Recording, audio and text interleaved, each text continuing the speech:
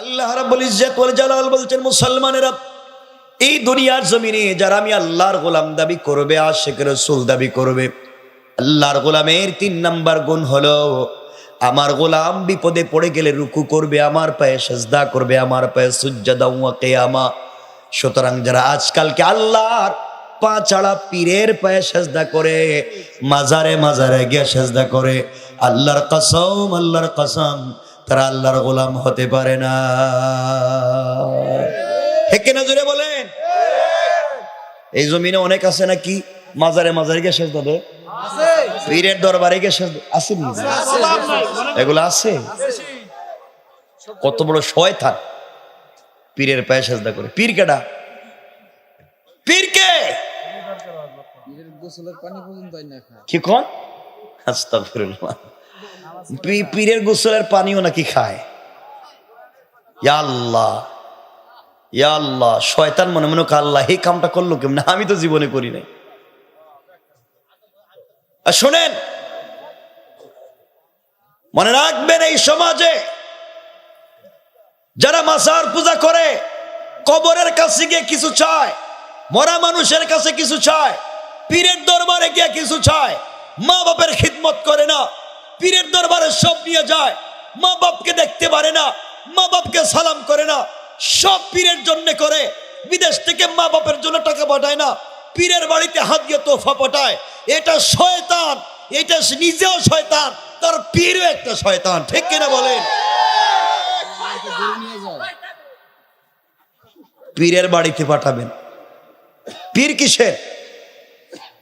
রাসূল পাক বলেছেন, আল জান্নাতু তাহতা আকদামিল উম্মাহাত, জান্নাত তো ওখানে মায়ের পায়ের নিচে। দোয়া যদি চাইতে হয় মায়ের কাছে চাও, হাত দিয়া যদি দিতে হয় বাবার হাতে হাত দিয়া দাও। বিপদে পড়েছো পীরের বাবার দরবারে নয়, মায়ের কদমে যাও, মাকে জড়িয়ে ধরে দোয়া করো। সারা পৃথিবীর একমাত্র বনি, এমনকি বনি ইসরাইলের পয়গম্বর মুসার মতো মানুষ কাবা ঘরের ইমামও যদি হাত উঠায়, তাদের দোয়া কবুল হবে কিনা, হবে কিনা সন্দেহ আছে। মার বাপ হাত উঠালে ফিরে আসে না। চাইবো মায়ের কাছে, বলবো মায়ের কাছে, দোয়া চাইবো মায়ের কাছে, হাত দিয়া দিব মাকে বাপকে। মাকে কয় বুড়া, মাকে বুড়া কয়, আর বাপকে দেখতে পারে না, সে যায় পীরের কাছে। কিসের তোমার পীর? নামাজ পড়ে না, গাঞ্জার গন্ধ করে পুরা বডিতে। হ্যাঁ, শয়তানও রাস্তাঘাট বন্ধ করে দিছে এই পীর সাহেবের নাম শুই না। এত গন্ধে এদিকে কি যাওয়া যায়? শয়তানেরও তো একটা রুচি আছে, আর এখানে মানুষ যায়। এই সমস্ত বাদ দিতে হবে। মানে রাখবেন যুবকেরা, মন দিয়ে শোনো, এই দেশ মুসলমানদের দেশ, আলিম উলামার দেশ, পীর বুজুর্গের দেশ, অলি আব্দালের দেশ, গৌস কুতুবের দেশ, মাদ্রাসা মসজিদের দেশ, আযান ইকামতের দেশ, কোরআন সুন্নাহর দেশ, ইসলামী আন্দোলনের কর্মীর দেশ। এই দেশে কোনো বন্ডামি, নষ্টামি, শিরকি, বেদাতি চলবে না।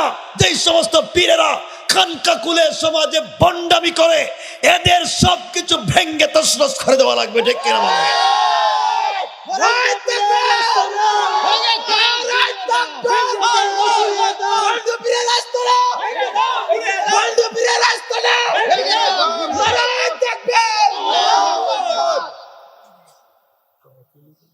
এখানে কেউ আসনি? ওই বন্ড পীরের মুরিদ কেউ আসনি? বাদ দিয়ে দাও, বাদ দিয়ে দেও। বাবা আমি বলতেছি, আপনাদের সাথে আমার কোনো লাগ দুশ্মনী নাই, ওখানে কিচ্ছু নাই। অরিজিনাল টাটকা শয়তান, কিচ্ছু নাই, একবার নির্ভেজাল শয়তান, কিচ্ছু নাই। বাদ দেও।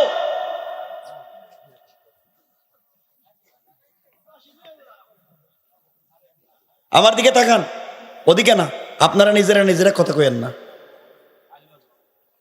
আল্লাহ বলছেন কোরআনে, শুনেন, আমি বানায় বলছি না।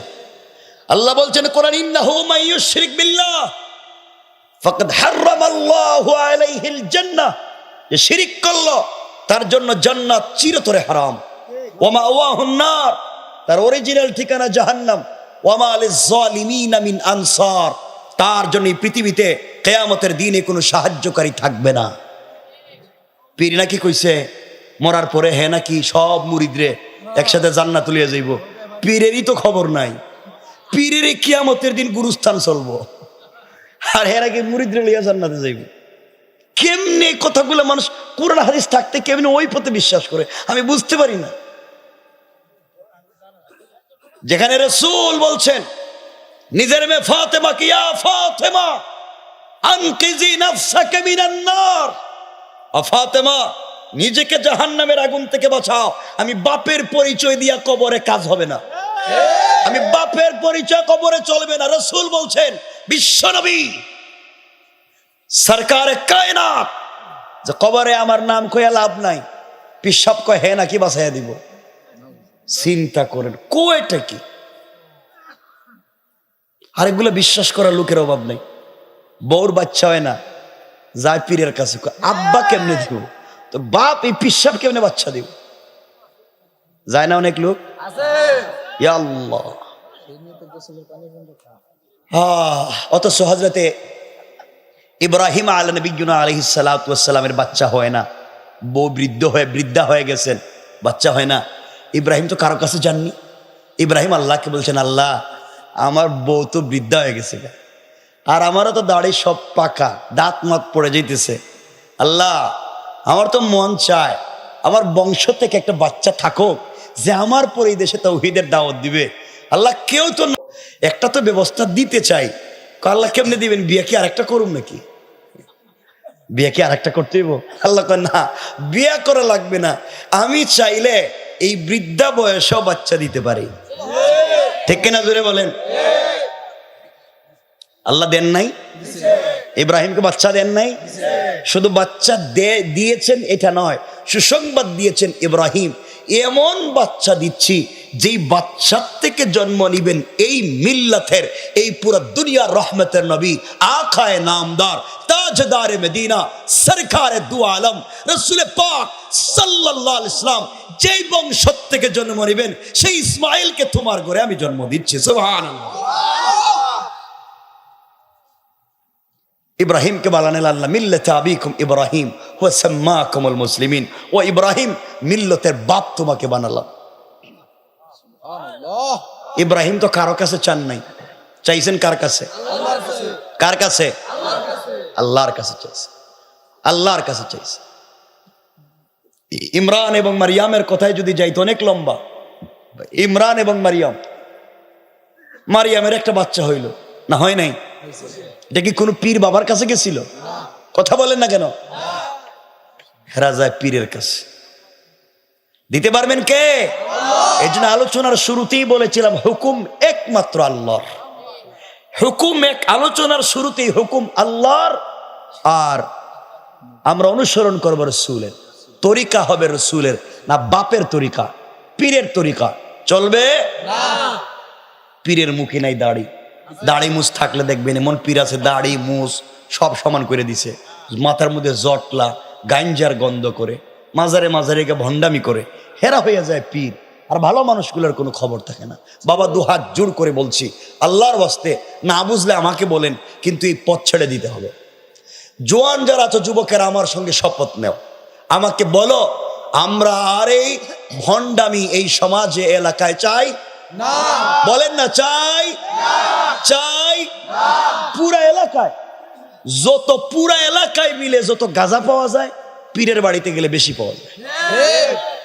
আর যদি ওই যে উরুস হয় মাঝে মাঝে, হয়নি এগুলা? হয়। অনেক মুরব্বী মনে মনে গাইলিতেছে আমারে, কইটা আনছে কাটারি।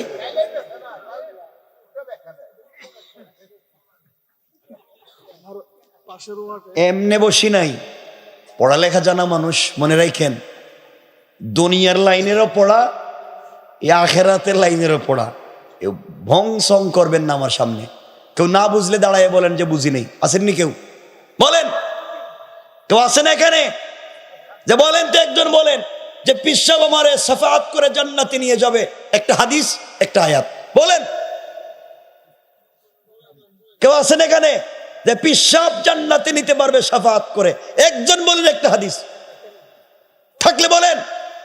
দাঁড়ান কেউ যে পীর সাহেব শাফাআত করবে, কবরে আসবে, কিয়ামতের দিন আপনারা নিয়ে একসাথে নৌকা উঠে জান্নাতে লইয়া যাইব, কেউ থাকলে বলেন? আছেন কেউ? দাঁড়ান। মানে রাখবেন, মাজারে কোন জিনিস মান্নত করা হারাম, চাইরা মজবে হারাম, চাইরা তরিকায় হারাম। যারা কবরে যায় শিরিক করে, যারা পীর সাহেবের কাছে যায় শিরিক করে, পীর মুশরিক, মুরিদ মুশরিক, সবগুলা জাহান্নামী। ঠিক কিনা বলে?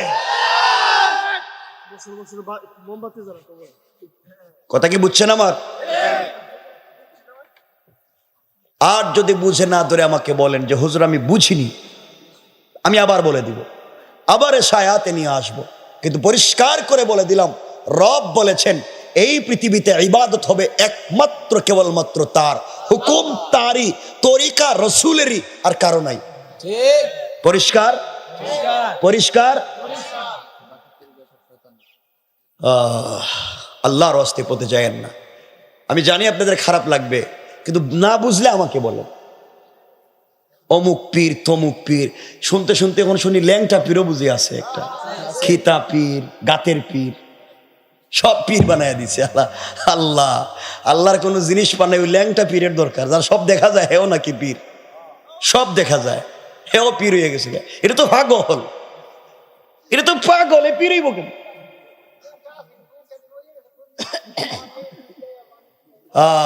আল্লাহ আমাদের হেফাজত করুক, বলেন আমিন। আল্লাহুম্মা বারিক আলা মুহাম্মাদ ওয়া আলা আলি মুহাম্মাদ কামা বারাকতা আলা ইব্রাহিম ওয়া আলা আলি ইব্রাহিম ইন্নাকা হামিদুম মাজিদ। আলহামদুলিল্লাহ। ঐতিহ্যবাহী শিবচরের, ঐতিহ্যবাহী কাদিরপুরের, ঐতিহ্যবাহী মুজফ্ফরপুর গোরামিকান্দি ৯ নম্বর ওয়ার্ড যুব সমাজের উদ্যোগে আয়োজিত 2024-এর আজকের এই ষষ্ঠ বাৎসরিক ওয়াজ দোয়া মাহফিলের সম্মানিত সভাপতি জনাব BM আজাদুল ইসলাম, আজকের প্রোগ্রামের সম্মানিত বিশেষ অতিথিবৃন্দ, উপস্থিত হযরত বুজুর্গ উলামায়ে কেরাম, মুরব্বিয়ানে আযম, পর্দার অন্তরালে অবস্থানরত আমার সম্মানিতা শ্রদ্ধেয়া মা ও বোনেরা, বিশেষ করে আগামী দিনের জাতির দিকপাল, ভবিষ্যৎ জীবনে জাতির কান্ডারি, কলিজার টুকরা ছাত্র তরুণ যুবক বন্ধুগণ, আলোচনার শুরুতেই আমার পক্ষ থেকে সকলকে আন্তরিক মোবারকবাদ, শুভেচ্ছা জানিয়ে আল্লাহ পাক রব্বুল ইজ্জত ওয়াল জালালের শাহী দরবারে শুকরগুজার হচ্ছি যে আল্লাহ আজকের এই মোবারক দ্বীনি জলসায় আমাদের সকলকে একত্রিত করেছেন, আমরা বসতে পেরেছি, আল্লাহ পাক আমাদেরকে নিয়ে এসেছেন, সকলে পড়ছি আলহামদুলিল্লাহ। আপনারা ভালো আছেন? আল্লাহ পাক আমাদেরকে ভালো রেখেছেন, বিশ্বাস করছি এবং মনে প্রাণে আশা করছি তিনি ভবিষ্যতে আমাদেরকে আরো ভালো রাখবেন ইনশাআল্লাহ।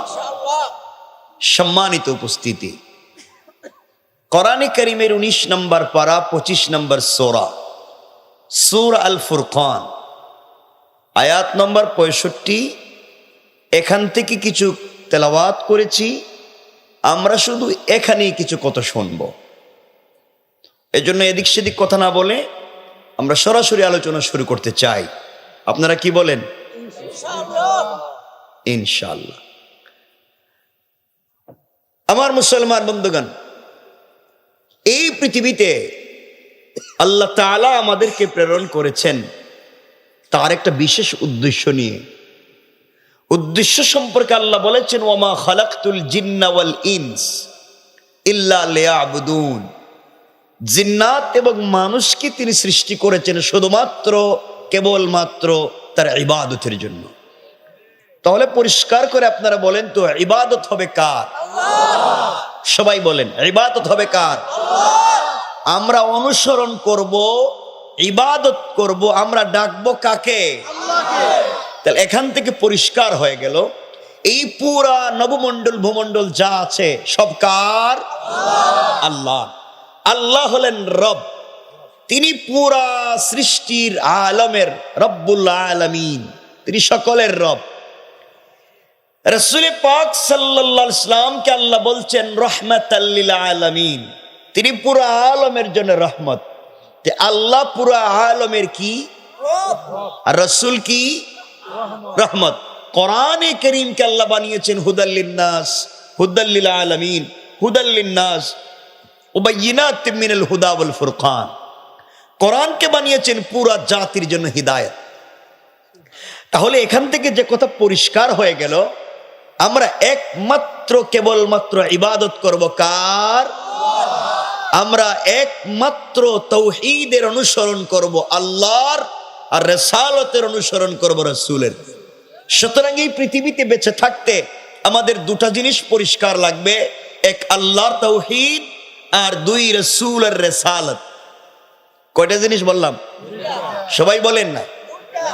এক আল্লাহর তাওহীদ, একত্ববাদের প্রতি পূর্ণাঙ্গ বিশ্বাস, আর এই বিশ্বাসকে বাস্তবায়িত করবার যে পথ আর পদ্ধতি, তার নাম হচ্ছে রিসালাত। রাসূলের সুন্নাহ মতো আমাদের বাস্তব লাইফকে পরিচালিত করতে হবে। তাহলে হুকুম মানবো আল্লাহর, আর তরিকা মানবো। আমার কথা কি বুঝতে পারছেন? আমরা ক্লাসের মতো করে ভাবে আলোচনা করব, না বুঝলে আবার বলবো, কিন্তু বুঝতে হবে আপনাদেরকে। একজনও যদি বলেন বুঝি নাই, আপনি দাঁড়িয়ে বলবেন বুঝি নাই, ওটা আমি আবার বলবো। কথা কি বুঝলেন আমার? তাহলে চলার পথে এখান থেকে আমরা বুঝতে পারলাম একমাত্র কেবলমাত্র হুকুম মানবো কার? আল্লাহ। বলেন না কার? আল্লাহ। আর তরিকা না আমার, না আমার পীর সাহেবের, রাসূলের। যদি আমার পীরও রাসূলের তরিকা ফলো না করেন, তিনি পীর নয়, তিনি বাটপার। কোন ব্যক্তি যদি আল্লাহর তাওহীদের বিরোধিতা করে, আল্লাহর হুকুমের বিরোধিতা করে, সে মানুষ নয়, সে শয়তান। কথা বলেন না কেন? এতটুকুন তো বুঝছেন। এবার বলেন তো, এই সমাজে অনেক লোক আছে নামাজও পড়ে সুদও খায়। আপনাদের শিবচরে নাই? বলেন, নামাজ পড়া হুকুম কার? আর সুদ খাওয়া? একসাথে আপনি চক্ষু খুলতেও পারবেন, বন্ধ করতে পারবেন নি। একসাথে ঘুমাইতেও পারবেন, সজাগও থাকতে পারবেন নি। কথা বলেন। তাহলে আপনি হুকুম আল্লাহরও মানবেন, আবার শয়তানেরও মানবেন, হবে নি? যে দুনো লাইনে থাকতে চায়, এদিকেও থাকে ওদিকেও থাকে, তার নাম মুনাফিক। তার নাম মুনাফিক। তো বুঝেন আমার কথাগুলা, খুব বুঝবার জন্য বলতেছি। এই সমাজ নষ্ট করেছি, এই যে চমৎকার সমাজ ব্যবস্থা, এটা নষ্ট করছি আমি আর আপনি। কে? কথা কয় না কেন? বলেন আমরা, আমরা বলেন, আমরা বলেন, আমরা নষ্ট করছি। হেরা চিন্তা করছে আমরা কেমনে নষ্ট করলাম? বলেন আমরা নষ্ট করছি, এ আপনারা নষ্ট করছে। এখানে অনেক লোক আছেন বসা, যারা 5 ওয়াক্ত মসজিদ নামাজ পড়েন, হজ করেছেন, উমরাও করেছেন, মসজিদ মাদ্রাসায় দানও করেছেন। কসম রব্বে পাকের জাতে, অনেক লোক আছে 5 ওয়াক্ত নামাজি, যারা নামাজ পড়ার পরেও এলাকার সব থেকে বড় সুদের কারবারি। কথা বলেন না কেন? আছে না নাই? কত বড় শয়তান চিন্তা করলে। নামাজও পড়ে সুদও খায়। সমাজ আপনি আমি নষ্ট করেছি। আমি জানি না আপনারা আমার উপরে রাগ করবেন না, আমি আসিনি, আমি কাউরে চিনিও না, কারোর সঙ্গে কথাও হয়নি। সমাজ এইভাবে আমরা নষ্ট করেছি, আপনারা খবর নেন। মসজিদের ইমাম রাখবার সময় আপনারা দেখেন ইমাম সুন্দর কিনা, ইমামের হাঁটাচলা কেমন, ইমামের তেলাওয়াত কেমন, মনে হইতেছে হে জামাই দেখতেছে। কথা বলেন না কেন? এত কিছু দেখে ইমাম রাখে, অথচ ইমামের কাছে মসজিদের ক্যাশের টাকাও থাকে না। ইমামের কাছে মসজিদের কোনো দায়িত্বই নাই, এরপরেও এত দেখি ইমাম আমানতদার কিনা, ইমাম জীবনে চুরি করছে কিনা, ইমাম জীবনে জিনা করছে কিনা, এতগুলো খবর নেই। আর যেই সুরারে মসজিদের কেশিয়ার বানায় এটা যে টাটকা শয়তান, এর কোনো খবর নাই। কথা বলেন না কেন? তাইলে মসজিদের ইমামরে এভাবে খোঁজা দরকার না মসজিদের কমিটিরে খোঁজা দরকার? কথা বলেন না কেন? খুঁজে ইমামরে।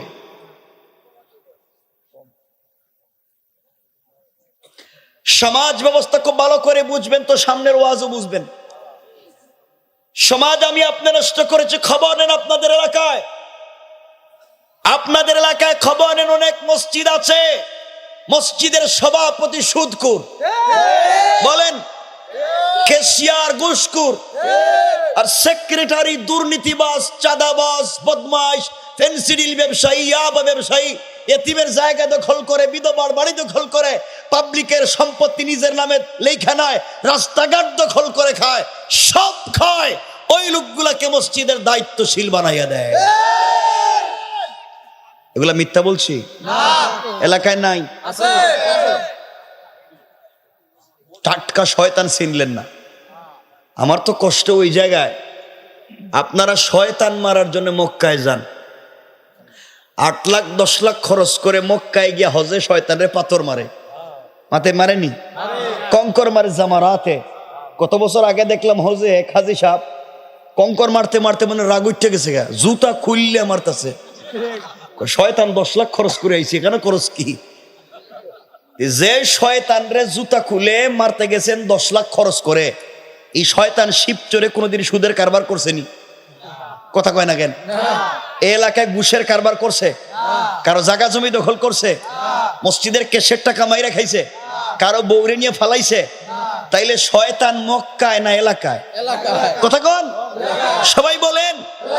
তে ফাতর মক্কায় মারবে না এলাকায়? কথা কয় না। জুতা মক্কায় না এলাকায়? তাহলে এই এলাকায় যারা সুদ খায়, যারা ঘুষ খায়, যারা ফেন্সিডিল মাদক ব্যবসা করে, যারা মসজিদে নামাজ পড়ে না, জুম্মার সময় গিয়ে মসজিদে ইমামরে ঠেলায়, জুতা যদি মারাই লাগে এই সমস্ত শয়তানদেরকে আগে মারা দরকার।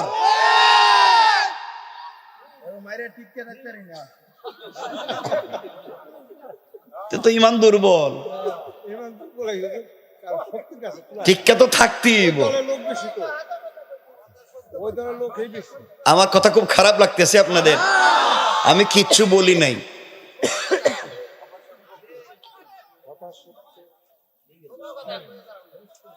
সমাজ কত খারাপ হয়েছে। কেউ রাগ করবেন না, শুধু শুনতে থাকেন, বেশি বলবো তো না, আগে বলছি। আছেন তো? আমিও আছি। রাস্তার যে অবস্থা দেখেছি, যাওয়ার সময় খুব হুজুর যা আছে দিয়ে যান, এই অবস্থা সম্পর্কে ধারণা আছে আমার? নাই। শোনেন না কি বলতে চাই। সমাজ নষ্ট করেছি আমি আর আপনি। এলাকায় অনেক মুরব্বী আছে, এলাকার মোড়ল, এলাকার মাতবর, এলাকার বিচারী, পঞ্চায়েতের বড় মুরব্বী, এলাকার সর্দার, অনেক মুরব্বী এলাকায় আছে। পঞ্চায়েতের বিচার করতে গিয়া 1 কাপ রং চা খাইয়া এদিকের বিচার কেদিকে দিয়ে দেয়। কথা বলেন, এগুলো এলাকায় নাই? হাতে 500 টাকা দরাইয়া দিলে পুরো বিচার শুদ্ধা খায় ফেলায়, এগুলো এলাকায় নাই? তাহলে শয়তান মক্কায় না এলাকায়? জুতা মক্কায় মারবেন না এলাকায়? যেই মুরব্বী টাকা খাইয়া বিচার করে, যে মসজিদের সভাপতি, সেক্রেটারি, কেশিয়ার 2 নম্বরই পথে চলে, 5 তারিখের পরে এই সমস্ত নোংরামি যারা করে, এদেরকে জুতা পেটা করে, এদেরকেও ভাগাইয়া দেশ ছাড়াইয়া দিতে হবে। ঠিক কিনা বলেন? এলাকায় আসেনি? এখানে কেউ আসেনি? ওখানে আশেপাশে ডাইনে বাবু কি কয় রে, এটা তো মারায় ফেলাইতেছে দেখতেছি। এখানেও আসেনি তো চিন্তা করতেছে, মনে হয় আজরাইলে ধরছে আজকে।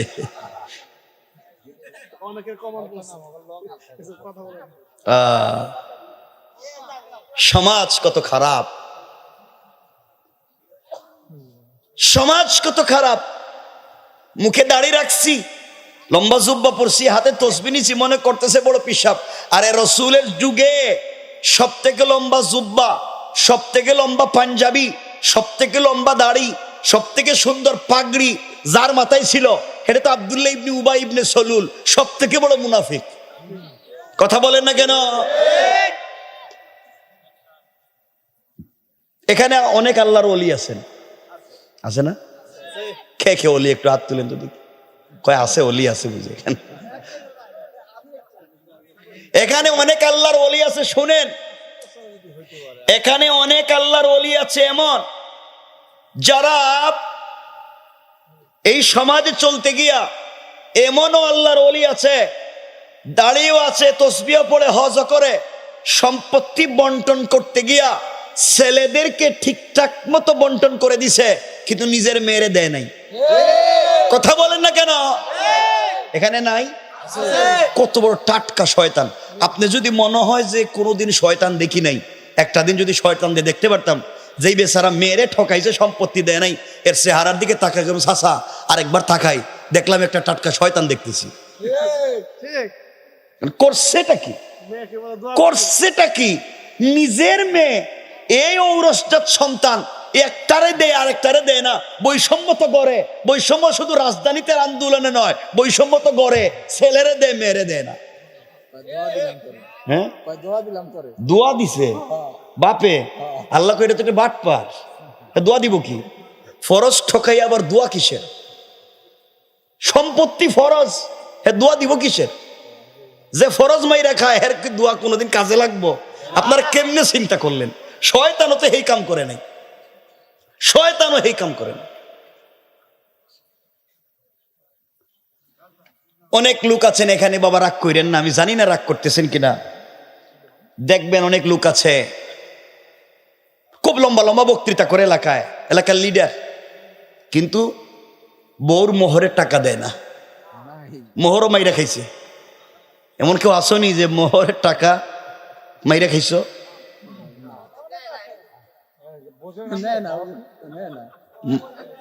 মোহর দিছেননি, স্ত্রীর মোহর আদায় করছেননি। নামাজ পড়া যেমন ফরজ, রোজা রাখা যেমন ফরজ, মোহর আদায় করাও ফরজ। মোহর আদায় করা দিছেননি? হ্যাঁ, নাই আদায় করে দিছেন। এমন কি কেউ আছেন যে হুজুর আমার বউ মোহর মাফ করে দিছে? নগদ? আপনি তো একজনই বেড়া মানুষ, ঠিক? আমি এখন জানতে চাই, এমন কি কেউ আছেন যে আপনার বউ আপনারে মোহর মাফ করে দিছে? হাত তুলে দেখেন না। মাশাআল্লাহ, তো ভালোবাসার বউ, কি কলিজার বউ, মোহর মাফ করে দিছে। আঙ্কেল, এই যে বউ মাফ করে দিছে, কালকে তালাক দিয়া দেখেন মোহর দেওয়া লাগেনি, দেখেন তালাক দিয়া হেডা যে মাফ করে দিছে, কয়ে শয়তানি করছে। আল্লাহ কোরআনে বলছেন, ইলা আজালিম মুসাম্মান ফাকতুবুহু ওয়াল ইয়াকতুব বাইনাকুম কাতিবুন বিল আদল। তোমরা লেনদেন করলে লেখালেখি করো, সাক্ষী রাখো, কারণ হে তো কালকেই পল্টি মারবে। বউ যে মাফ করে দিছে, কালকে ডিভোর্স দিয়া দেখেন লাভে আসলে আদায় করব। কথা বলেন না কেন?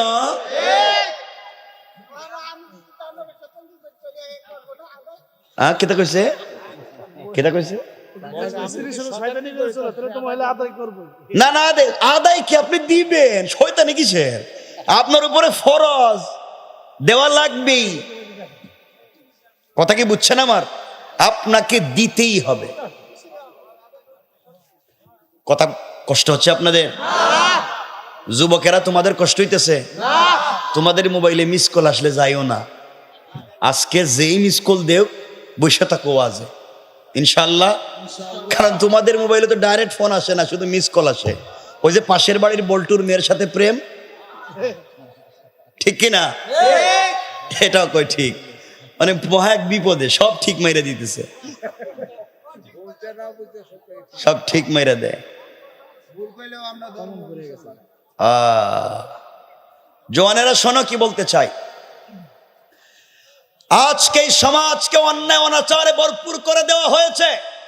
বাজারে বাজারে মাদকে সয়লাভ হয়ে গিয়েছে। ঘরের ভিতরে শান্তি নাই, সমাজে শান্তি নাই, মসজিদেও শান্তি নাই। এমনকি সব এমনও ইমাম খতিব আছেন মসজিদের মিম্বরে বসে সত্য কথা বলেন না, কারণ বললে চাকরি থাকবে না। তোমার চাকরি করতে বলছে কে? ছেড়ে দাও চাকরি, ওই বাজারে সবজি ব্যবসা করে খাও, এরপরেও চেয়ারে বসলে সত্য কথা বলতে হবে। ঠিক কিনা বলেন? বলতে পারবে না বসছো কেন? ইমাম সাহেব জুড়ে কয় না, কারণ সভাপতি তো সুদ খায়, চাকরি তো থাকতো না। সব বাদ দিতে হবে, সমাজকে সুন্দর পথে নিয়ে যেতে হবে। আল্লাহ পাক তৌফিক দান করুক, সকলে পড়ে না আমিন। খুব মনোযোগ দিয়ে কথাগুলো শুনেন, এতক্ষণ বুঝছেননি আপনারা? সামনের দিকে যাই। একজন মানুষ যদি পূর্ণাঙ্গ জান্নাতি হতে হয়, কি হতে হয়? আলোচ্য আয়াতের অধীনে তার গুণ লাগবে 8টা। কয়টা? 8 গুণ যদি কারো ভিতরে থাকে সে জান্নাতি। সে কি? জান্নাতি। আপনারা দেখেন, আমি আপনাদের একবারে কমন সেন্সের কাছে, জেনারেল নলেজ, একবারে কমন সেন্সের কাছে আপনাদের প্রশ্ন। অনেক মুরব্বী দেখবেন ফজরের সময় মসজিদে নামাজে আসার সময় ডাকে, আসো আজান হয়ে গেছে, আসো জামাতের টাইম। বলেনি এগুলো আল্লাহ জানে, গ্রামগঞ্জে অনেক জায়গায় বলে না এগুলো, আসো আসো আসো ডাকে। ওই যে বেচারা মসজিদে আসো আসো ডাকতেছে রাস্তায় পাবলিক রে, হের পাশেই হের বউ ঘুমাইয়াছিল, হেরে ডাকে নাই। কথা বুঝেন নাই? নিজের পাশে নিজের স্ত্রী ঘুমাইয়াছিল, হেরে ডাকে নাই, ডাকলে তো ফিটাইব। নিজের ছেলেরে ডাকে নাই, মেয়েরে ডাকে নাই, রাস্তায় পাবলিক রে ডাকে। কথা বলেন না কেন? তো ইসলাম পাবলিকের কাছে প্রথমে না নিজের ঘরে? রাস্তাঘাটে এগুলা করো কেন? তো দাওয়াত ঘরে দেওয়া লাগবে না? এই জন্য ইসলামটাকে জানতে হবে খুব সহজভাবে। ভুল পথে চলে দিন কায়েম করা যাবে না। যুবক, তোমাদেরকে বলছি ভাই, আমার দিকে তাকাও। আমিও তোমাদের মতো একজন জওয়ান, তোমাদের যেই বয়স আমাদেরও কাছাকাছি। তোমাদের কাছে যে কথা বলতে চাই, ও যুবকেরা, আজ কার পাল্লায় পড়েছ? কার প্রেমে পাগল হইয়া মা বাপের সঙ্গে খারাপ ব্যবহার করতেছ? মায়ের কথা শোনে না, বাবার কথা শোনে না, মা বাপকে সম্মান করে না। ওই যে তার এক গার্লফ্রেন্ড আছে, তার প্রেমিকা, ও যা বলে তাই, সারাদিন কাজ করে, অর্ধেক পয়সা ওর পিছনে খরচ করে দেয়। মাকে টেলিফোন দেওয়ার সময় নাই, বাবার খবর নেওয়ার সময় নাই, মায়ের প্রেসার হাই, বাবার ডায়াবেটিস, এগুলার খবর নাই। কিন্তু তার এই সমীর উদ্দিনের মেয়ে, হে খাইছে কিনা এটার খবর নেওয়ার জন্য মোবাইলে ব্যালেন্স লাগে, এটার জন্য রাত দিন কষ্ট করে। ও বুকার দল, তুমিও প্রেম করো, আমিও প্রেম করি, তোমার একজন প্রেমিক আছে, আমারও একজন প্রেমিক আছে। তোমার প্রেমিক তোমাকে জাহান্নামে নিয়ে যাবে, কারণ তোমার রাস্তাটাই ভুল। আর আমি যার সাথে প্রেম করি সে আমাকে কোনোদিন ছেড়ে দিবে না। তুমি যেই মেয়ের সাথে প্রেম করো, যুবক, তুই জানিস না যার জন্য জীবন যৌবন বিসর্জন করতে যাচ্ছিস, ওই মেয়ে যদি আগামীকালকে ঘুম থেকে উঠে সকালবেলা তোমার থেকে স্মার্ট, তোমার থেকে টাকাওয়ালা আরেকটা ছেলেকে পেয়ে যায়, হয়তো তোমাকে ভুলে যেতে 1 মিনিটও লাগবে না। যুবক, তুই জানিস না, তুমি 20,000 টাকা দামের চাকরি করো, সে আগামীকালকে যদি পায় আমেরিকা ইউরোপের সিটিজেনশিপ পাসপোর্ট ওয়ালা মুরব্বীও যদি পায়, হেরে বিয়া করে চলে যাইব, তোমার খবরও রাখবে না। অর্থ হলো স্বার্থ যেদিকে, তোমার প্রেম ভালোবাসার স্বার্থ আর ওখানে থাকবে না। ও যুবক, তুমি যার সঙ্গে কথা বলো, একটা বার রাগ করে কথা বললে হয়তো টেলিফোন বন্ধ করে দিবে। হতে পারে তোমার টেলিফোন বন্ধ করে মায়ের পাশে ঘুমাচ্ছে বলে অন্য কারোর সাথে ভিন্ন সিম দিয়ে কথা বলতে পারে। দুনিয়াটাই দুঃখা, দুনিয়াটাই বেঈমানি, দুনিয়াটাই নাফরমানি। তুমি ধোঁকায় পড়ে গিয়েছ। রব আফসোস করে বলছেন, ইয়া আইয়ুহাল ইনসান মা গাররাকা বিরাব্বিকাল কারীম। ও মানুষ, তোমার কি হয়েছে? কে তোমাকে ধোঁকা দিয়েছে? আমার মতো মহান রব থেকে আমি না তোমাকে সব দিচ্ছি, আমি না তোমাকে এত বড় করেছি, সব আমি দিলাম, অক্সিজেন আমি দিলাম, হায়াত আমি দিলাম, হাত পা আমি দিলাম, আল্লাযী খালাকাকা, আমি সব করলাম। তুমি কেমনে আমাকে ভুলে যাও? এই জন্য প্রেম করো একমাত্র রবের সঙ্গে। যুবক, তুই জানিস না ভাই, আজকে দুনিয়ার সবাই স্বার্থপর, পৃথিবীর কাউকে 100% খুশি করতে পারবেন না। আপনি বিদেশ থেকে টাকা পাঠান, আপনার মা বাপ কোনো জিনিস চাইছে, যদি ঠিক মতো দিতে না পারেন, মা বাবা তোমার সঙ্গে ভালো ব্যবহার করবে না, স্ত্রীও করবে না। ভাই বোন বলবে বিদেশে গিয়া ঢাকা শহরে বড় চাকরি পাইয়া আমাদেরকে ভুলে গিয়েছে। অর্থ হলো রাত দিন গাদার মতো কাজ করে যাও, ওরাও তোমাকে একদিন ভুলে যাবে, কেউ মনে রাখবে না। সবাই তো স্বার্থপর। আল্লাহ বলছেন, বান্দা দুনিয়ার মানুষের পিছনে ব্যর্থ চেষ্টা বাদ দিয়ে আমার পিছনে একটাবার নজর দাও। দুনিয়ার 100% সকল মানুষকে খুশি করতে পারবে না, কিন্তু আমাকে যদি একবার হাজারো নাফরমানি করে একবার আল্লাহ বলে ডাক দেও, আমি রব খুশি হইয়া তোমাকে আমার বুকে জড়াইয়া নেই। রব তো তার নাম। তুমি কেমনে সেই রবকে ভুলে বসে আছো? যুবক শোনো, আমার রসুলও প্রেম করেছেন, আমার আল্লাহ রসুলের সঙ্গে প্রেম করেছেন। তুমি যার সঙ্গে প্রেম করো সারা রাত গুনগুন করে কথা বলো, কারণ অন্ধকারাচ্ছন্ন সময় একাকী প্রেমিকের সঙ্গে কথা বলতে মজা লাগে, ভাল লাগে। আরে বোকা, তুই জানিস না, তুমি জানো না, আমার রব বলছেন লা তাখুযুহু সিনাতুম ওয়ালা নাওম, আমার তো ঘুম আসে না, আমি তো কথা বলতে চাই তোদের সঙ্গে, কারণ বানাইছি তো আমি, সম্পর্কটা আমার, ভালোবাসা আমার, আমি একটু কথা বলতে চাই। এই জন্য মাঝে মাঝে আমার রাসূলকে ডাক দিতেন, ইয়া আইয়ুহাল মুদ্দাসসির, ইয়া আইয়ুহাল মুজাম্মিল। মাঝে মাঝে বলতেন কুম ফাআনজির ওয়া রাব্বাকা ফাকাব্বির ওয়া সিয়াবাকা ফাতাহির। ও চাদরওয়ালা চাদর খোলো, ও কম্বলওয়ালা কম্বলের নিচ থেকে বের হও। তুমি আয়েশার সঙ্গে শুয়ে আছো, তুমি খাদিজার সঙ্গে শুয়ে আছো। ও বন্ধু, আমি তো তোমার প্রেমিক, তোমার প্রেমে মা তো ঘুম আসে না। লা তাখুযুহু সিনাতুম ওয়ালা নাওম, তুমি কেমনে ঘুমায়া থাকো, আমি যে তোমার সঙ্গে কথা বলতে চাই। ও বন্ধু, তুমি তো জমিনে নিজের ঘরে ঘুমিয়ে আছো, আল্লাহু আরশে ইস্তাওয়া, আরশে আজিমে আমার একা একা ভাল লাগে না। তুমি ঘুম থেকে উঠো, ঠান্ডা পানি দিয়ে ওযু করো, বিছানাটা ছাড়ো, আর সেজদায় গিয়ে আমাকে ডাক দাও, আমি আসমানে থাকবো না, সাথে সাথে তোমার ঘরের দরজায় হাজির হয়ে যায়। রব তো তার নাম। তুমি কেমনে সেই রবকে ভুলে যাও? রব বলেছেন, বান্দা তুমি হাজার গুনাহ করো, হাজার নাফরমানি করো। শয়তান আল্লাহকে বলছে, আল্লাহ সালসালিম মিন হামাইম মাসনুন, পচা দুর্গন্ধযুক্ত নাপাক পানি দিয়া যে আদম বানাইছেন, আমি ওই আদমরে সাজদা দিব, এটা কখনো হতে পারে না। এই দুর্গন্ধওয়ালা জিনিসে সাজদা দিতে পারি না। অথচ শয়তান পৃথিবীর এমন কোন জায়গা নাই, এমন কোন মাটি নাই যেখানে আল্লাহকে সাজদা করে নাই। পৃথিবীর সকল কিতাবের হাফেজ ছিল শয়তান, পৃথিবীর সকল জায়গায় আল্লাহকে সাজদা করেছে, কিন্তু আল্লাহর হুকুম মেনে আল্লাহকে একটা সাজদা করেন, আল্লাহর হুকুম মেনে আদমকে একটা সাজদা করে নাই। এই জন্য সাজদা বেশি হওয়া কথা নয়, আল্লাহর হুকুম মেনে একটা সাজদাই লাইফের জন্য যথেষ্ট। আমার কথা কি বুঝলেন আপনারা? এই জন্য রাসূল বলেছেন, আখলিস দীনাকা ইয়াকফিকাল আমালুল কালিল। এই হাজার আমল নিয়ে বেজাল নিয়ে আল্লাহর সামনে না গিয়ে নির্বেজাল অল্প জিনিসও যথেষ্ট। আমার কথা কি বুঝছেন আপনারা? এই জন্যে বাবা, এত হাজার হাজার জিনিস করলাম, বিফলে সব গেল, এটা নয়।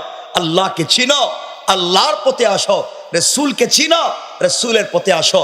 আমরা যেখান থেকে তেলাওয়াত করেছি, দেখবা আল্লাহর কাছে শয়তান বলেছিল, আল্লাহ তুমি একটা বনি আদমকেও জান্নাতে নিতে পারবা না, সবগুলাকে ধোঁকা দিয়ে জাহান্নাম দিব। আল্লাহ বলছিলেন, ও শয়তান, আমার বান্দার যদি 100 বছর হায়াত থাকে, 99 বছর 11 মাস 29 দিনও যদি তুমি নাফরমানি করাও, হায়াতে জিন্দেগি বাকি থাকতে 1 মিনিট 1 মুহূর্ত আগেও যদি আমার বান্দা আমার কাছে তওবা করে ফিরে আসতে চায়, আমি সব দরওয়াজা খুলে দিব, বান্দার সকল অপরাধ ক্ষমা করে এই পরিমাণ সওয়াব আমলনামায় লিখে দিয়া আমার জিম্মাদারিতে জান্নাতের ফয়সালা করে দেব। রব কার নাম?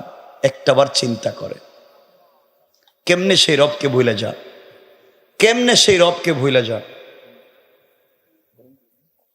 কেমনে সেই রবকে ভুলে যা। এই জন্য দুহাত জোড় করে বলছি, আমার কথা কষ্ট পাচ্ছেন আপনারা? এই যে সারাদিন রবকে ভুলে কেমনে থাকেন? মুসলমানেরা, আসো না নামাজে ব্যস্ত, আসো না তাফসিরে যাই ব্যস্ত, আসো না দিনই কাজ করি ব্যস্ত, আরে তুমি দুনিয়া দুনিয়া বলে যত ব্যস্ত, তুমি জানো না তোমার চাইতে 1000 কোটি গুণ বেশি ব্যস্ত আজরাইল তোমাকে নিয়া। কথা বলেন না কেন? আজরাইল তোমাকে খুঁজতেছে আর তুমি ভুল পথে চলে যাচ্ছ। এই জন্য বিপদ থেকে বাঁচতে হলে আল্লাহর বাতানো পথ ছাড়া যাওয়ার কোনো জায়গা, বলেন জায়গা। এই কোন পথে গেলে জান্নাত, আমরা আলোচনায় সেটাই আজকে নিয়ে আসব। গুণ লাগবে কয়টা? যে আয়াত তিলাওয়াত করেছি ওখানে আছে গুণ 4টা, আর হাদিসে রাসূল বলেছেন 4টা। এই 4 4 8 গুণ যে ব্যক্তি অর্জন করবে, রাসূল বলেছেন ফাদাখালাল জান্নাতা বিসালাম, মরলেই দারুস সালাম নামক জান্নাতে পৌঁছে যাবে। সুবহানাল্লাহ। তো আসতে বললেন, আর একটু জোরে বলেন না সুবহান।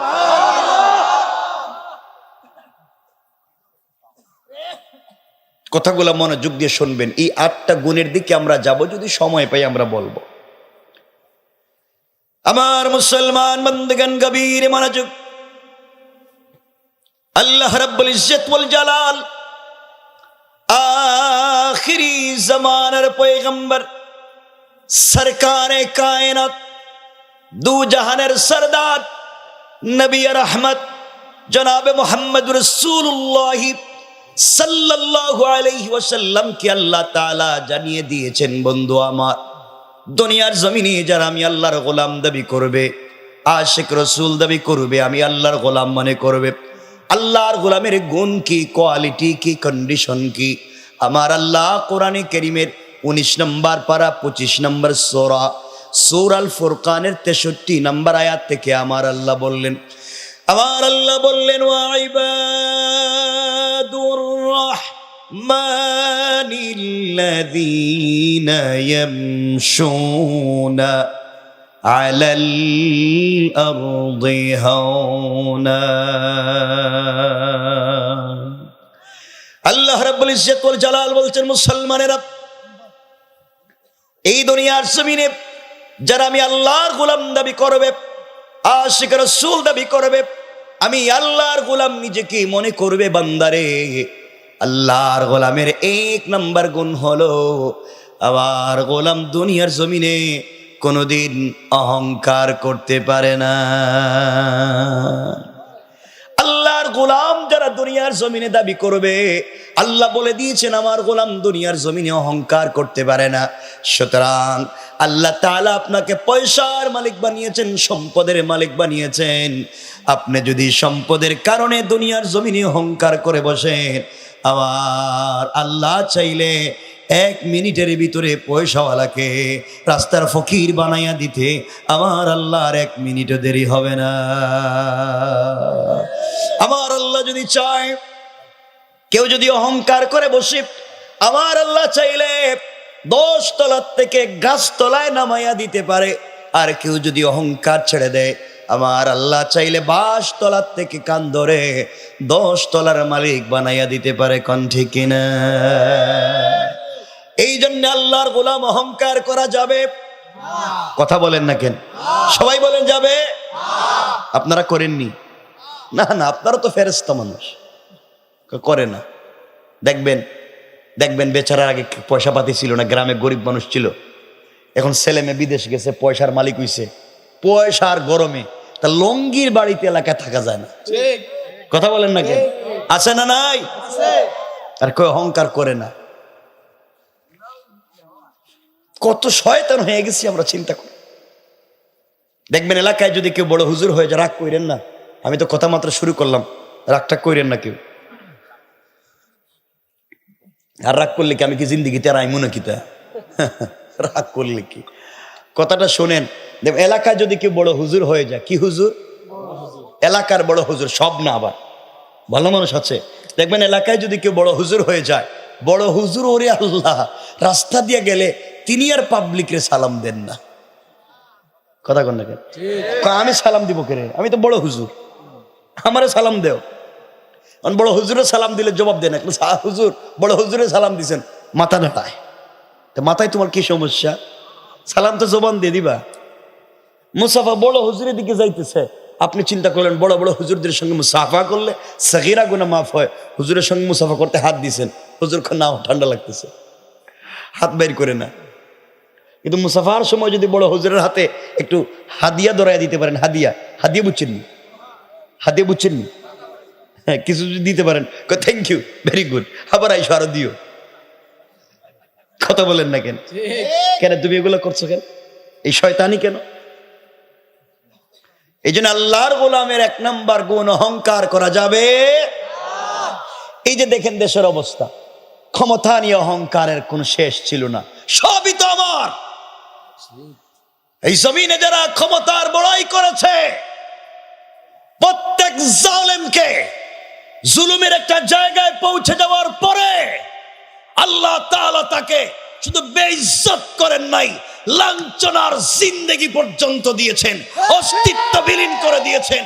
সুতরাং যারা জুলুম করেছে এই দেশে, এই আলেমদের দেশে যারা জুলুম করেছে, এখন পর্যন্ত এই দেশে এই জালেমদের পক্ষাবলম্বনকারী, এই ফ্যাসিস্টদেরকে পুনর্বাসন করবার জন্য যারা চেষ্টা করে যায়, এই দেশের যুবক তরুণ আর ছাত্র সমাজ এদেরকেও দেশ ছাড়া করে দেবে। ঠিক কিনা বলে?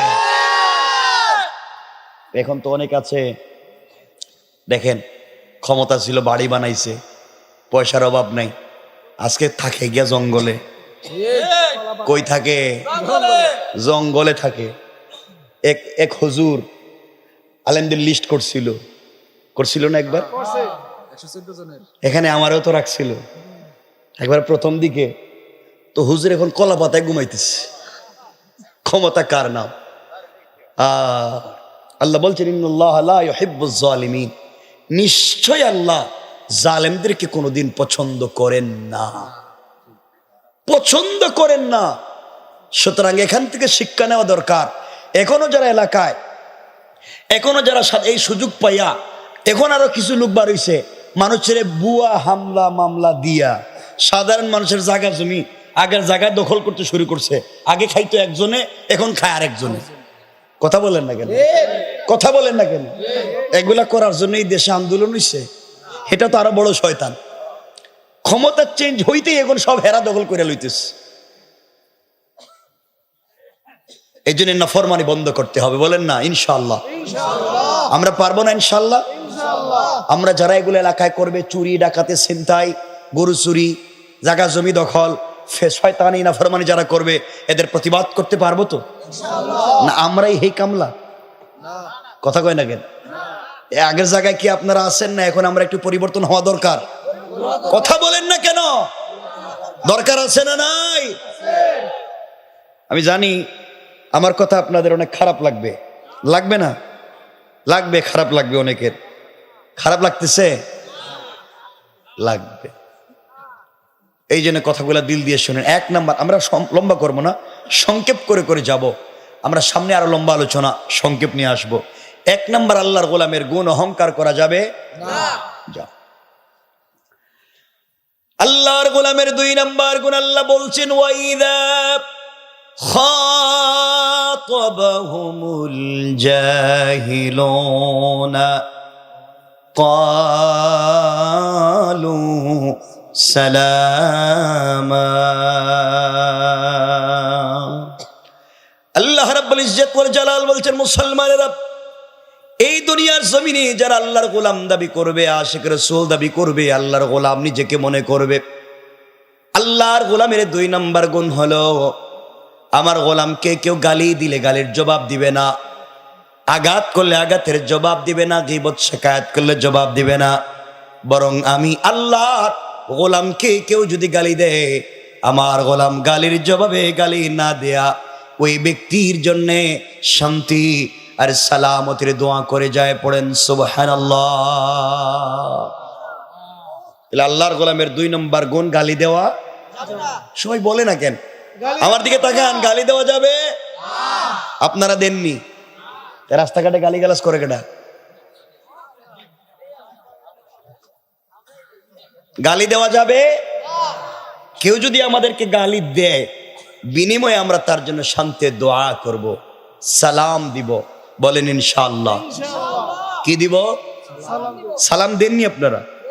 সত্য কথা বলেন না? এটা হাদিস মনে হয়েছে, আমি একটু বলে দিই।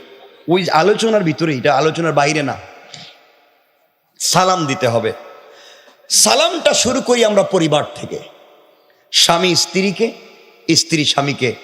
ওই জায়গায় যদি সালামটার প্র্যাকটিস শুরু করতে পারি, এই সমাজ সুন্দর হয়ে যাবে। আজ আমাদের ঘর থেকে শাহজালাল, শাহপরান, জুনাইদ বাগদাদি, আব্দুল কাদের জিলানি, মুঈনুদ্দিন চিশতি এমন আল্লাহর ওলিরা জন্ম নেয় না। এর কারণ আজকালকে আমাদের মায়েরা ভালো নাই, পরিবার ভালো নাই, স্বামী স্ত্রী সম্পর্ক ভালো নাই। দুজন এক বিছানায় ঘুমায়, একজন পূর্ব দিকে মুখ দিয়া, একজন পশ্চিম দিকে মুখ দিয়া, আর মধ্যখানে ব্যারিকেড দিয়ে কুল বালিশ দিয়া। কথা কন না কেন? মনে হয় একজন রাশিয়া আর একজন ইউক্রেন, এই তো চলতে আছে। কোনো সম্পর্ক নাই কেউ কারোর সাথে। এই জন্য পরিবারকে সুন্দর করেন। পরিবারকে সুন্দর না করলেই পরিবারে শান্তি আসবে না। আমাদের কলিজার টুকরা মা আম্মা জানা আয়েশা সিদ্দিকা রাদিয়াল্লাহু তাআলা আনহা, তিনি বলেন, ওয়াল্লাহি, আল্লাহর জাত ও সিফাতের কসম, আমি আমার জিন্দেগিতে রাসূল পাককে আগে সালাম দেওয়ার বহুত চেষ্টা করেছি। রাসূল ঘরে আসতেছেন, দেখার পরে ঘরের কর্নারে লুকিয়ে গিয়েছি, পর্দার আড়ালে বসেছিলাম, দরজার কর্নারে লুকিয়েছিলাম। রাসূল আমাকে খুঁজে পাবেন না, ঘরে এসে আয়েশা বলে ডাক দিবেন, আমি ঘর থেকে বের হয়ে জড়াইয়া ধরবো, তাকে সালাম দিব।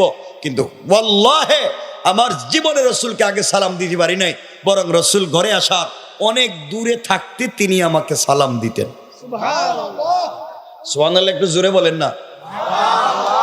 নবীজি যদি নিজের স্ত্রীকে সালাম দিতে পারছেন, তাহলে আমরা দিতে পারবো না?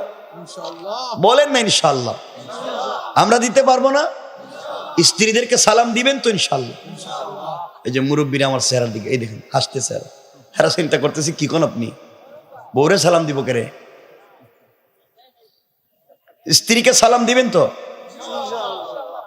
মাঝে মাঝে ঘরে গেলে বাহির থেকে সালাম দিয়েন, স্ত্রীকে সালাম দিয়েন ইনশাআল্লাহ। বলেন না ইনশাআল্লাহ?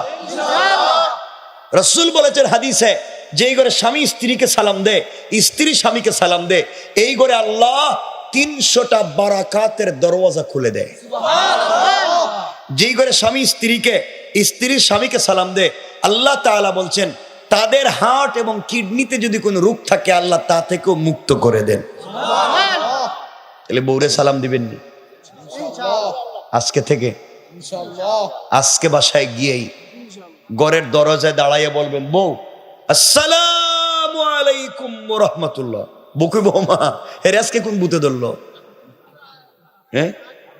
হ্যাঁ, মানুষে হাসবো মানে এই হাসবো, এটাই তো ইসলামে পরিবারের ভিতরে সমাজে নাই, এই জন্যই তো মানুষে হাসবো। এটাই চল ইসলামের সমাজ, যে স্বামী স্ত্রীকে সালাম দিবে। সারা জীবন দিলেন না, তাহলে এই করে শান্তি পাইবেন কেমনি?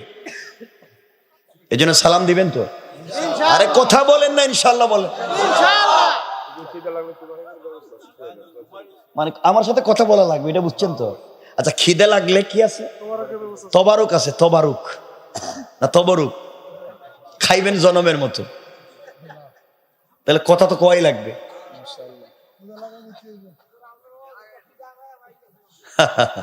শুনতে থাকেন, সামনে তো আরো কিছু কম না, এটা শুনেন না। এই স্ত্রীকে সালাম দিবেন তো? আজকের থেকে সালাম দিবেন তো? হয়তো বাচ্চারা কইতেছে ইনশাআল্লাহ, এরা বিয়ে করতে আরো 20 বছর বাকি আছে। যারা বিয়ে করছে হেদেরই কইতে পারতেছি না। আপনারা করবেন নি এটা কোন? মহিলারা কিন্তু শুনতেছে ঘর থেকে, মাঝে মাঝে শুনেন, শেষ করি নাই কথা শুনেন। ঘরকে যদি সুন্দর করতে চান, আর এটা আমার বানানো, এটা তো হাদিস শামাইলে তিরমিজি। ঘরকে সুন্দর করতে চাইলে মাঝে মাঝে ঘরে গেলে স্ত্রীকে নিজের হাতে মুখে উঠে খাওয়াইয়া দিয়েন, মাঝে মাঝে বউরে খাওয়াইয়েন।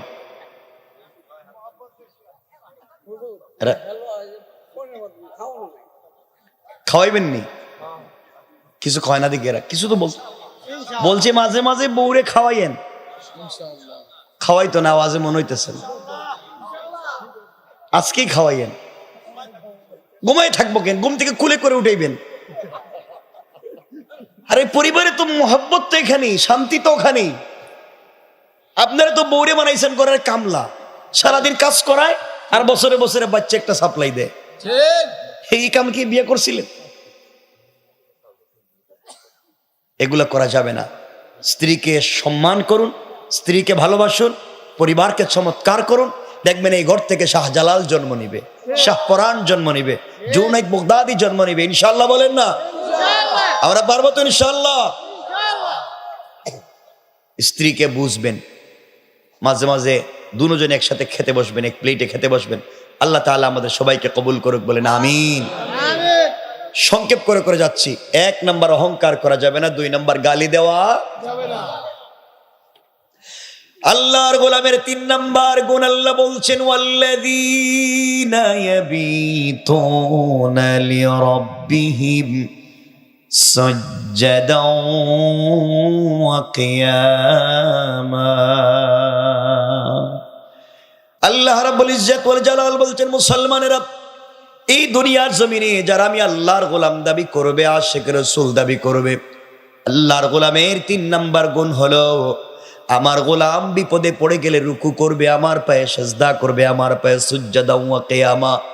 সুতরাং যারা আজকালকে আল্লাহর পা ছাড়া পীরের পায়ে সিজদা করে, মাজারে মাজারে গিয়ে সিজদা করে, আল্লাহর কসম তারা আল্লাহর গোলাম হতে পারে না। হেকে না জোরে বলেন? এই জমিনে অনেক আছে নাকি মাজারে মাজারে গিয়ে সিজদা দেয়, পীরের দরবারে গিয়ে সিজদা আছে? এগুলো আছে। কত বড় শয়তান, পীরের পায়ে সিজদা করে। পীর কেডা? পীরকে কি কোন? আস্তাগফিরুল্লাহ। পীরের গোসলের পানিও নাকি খায়? ইয়া আল্লাহ, ইয়া আল্লাহ। শয়তান মনে মনে আল্লাহ এই কামটা করলো কেমন? আমি তো জীবনে করি নাই। আর শোনেন, মনে রাখবেন, এই সমাজে যারা মাজার পূজা করে, কবরের কাছে গিয়ে কিছু চায়, মরা মানুষের কাছে কিছু চায়, পীরের দরবারে গিয়ে কিছু চায়, মা বাপের খিদমত করে না, পীরের দরবারে সব নিয়ে যায়, মা বাপকে দেখতে পারে না, মা বাপকে সালাম করে না, সব পীরের জন্য করে। বিদেশ থেকে মা বাপের জন্য টাকা পাঠায় না, পীরের বাড়িতে হাত দিয়ে তোফা পাঠায়। এটা শয়তান, এটা নিজেও শয়তান, তার পীরও একটা শয়তান। ঠিক কিনা বলেন? পীরের বাড়িতে পাঠাবেন, পীর কিসের? রাসূল পাক বলেছেন, আল জান্নাতু তাহতা আকদামিল উম্মাহাত। জান্নাত তো ওখানে মায়ের পায়ের নিচে। দোয়া যদি চাইতে হয় মায়ের কাছে চাও, হাত দিয়া যদি দিতে হয় বাবার হাতে হাত দিয়া দাও। বিপদে পড়েছো পীরের বাবার দরবারে নয়, মায়ের কদমে যাও, মাকে জড়িয়ে ধরে দোয়া করো। সারা পৃথিবীর একমাত্র বনি, এমনকি বনি ইসরাইলের পয়গম্বর মুসার মতো মানুষ কাবা ঘরের ইমামও যদি হাত উঠায়, তাদের দোয়া কবুল হবে কিনা সন্দেহ আছে। মার বাপ হাত উঠালে ফিরে আসে না। চাইবো মায়ের, বলবো মায়ের কাছে, দোয়া চাইবো মায়ের কাছে, হাদিয়া দিব মাকে বাপকে। মাকে কয় বুড়া, মাকে বুড়া কয়, আর বাপকে দেখতে পারে না, সে যায় পীরের কাছে। কিসের তোমার পীর? নামাজ পড়ে না, গাঞ্জার গন্ধ করে পুরা বডিতে। হ্যাঁ, শয়তানও রাস্তাঘাট বন্ধ করে দিছে এই পীর সাহেবের নাম শুই না। এত গন্ধে এদিকে কি যাওয়া যায়? শয়তানের তো একটা রুচি আছে, আর এখানে মানুষ যায়। এই সমস্ত বাদ দিতে হবে। মানে রাখবেন, যুবকেরা মন দিয়ে শোনো, এই দেশ মুসলমানদের দেশ, আলিম উলামার দেশ, পীর বুজুর্গের দেশ, অলি আব্দালের দেশ, গৌস কুতুবের দেশ, মাদ্রাসা মসজিদের দেশ, আযান ইকামতের দেশ, কোরআন সুন্নাহর দেশ, ইসলামী আন্দোলনের কর্মীর দেশ। এই দেশে কোনো বন্ডামি, নষ্টামি, শিরকি, বেদাতি চলবে না। যেই সমস্ত পীরেরা খানকা কুলে সমাজে বন্ডামি করে, এদের সবকিছু ভেঙ্গে তছনছ করে দেওয়া লাগবে। ঠিক কিনা বলেন?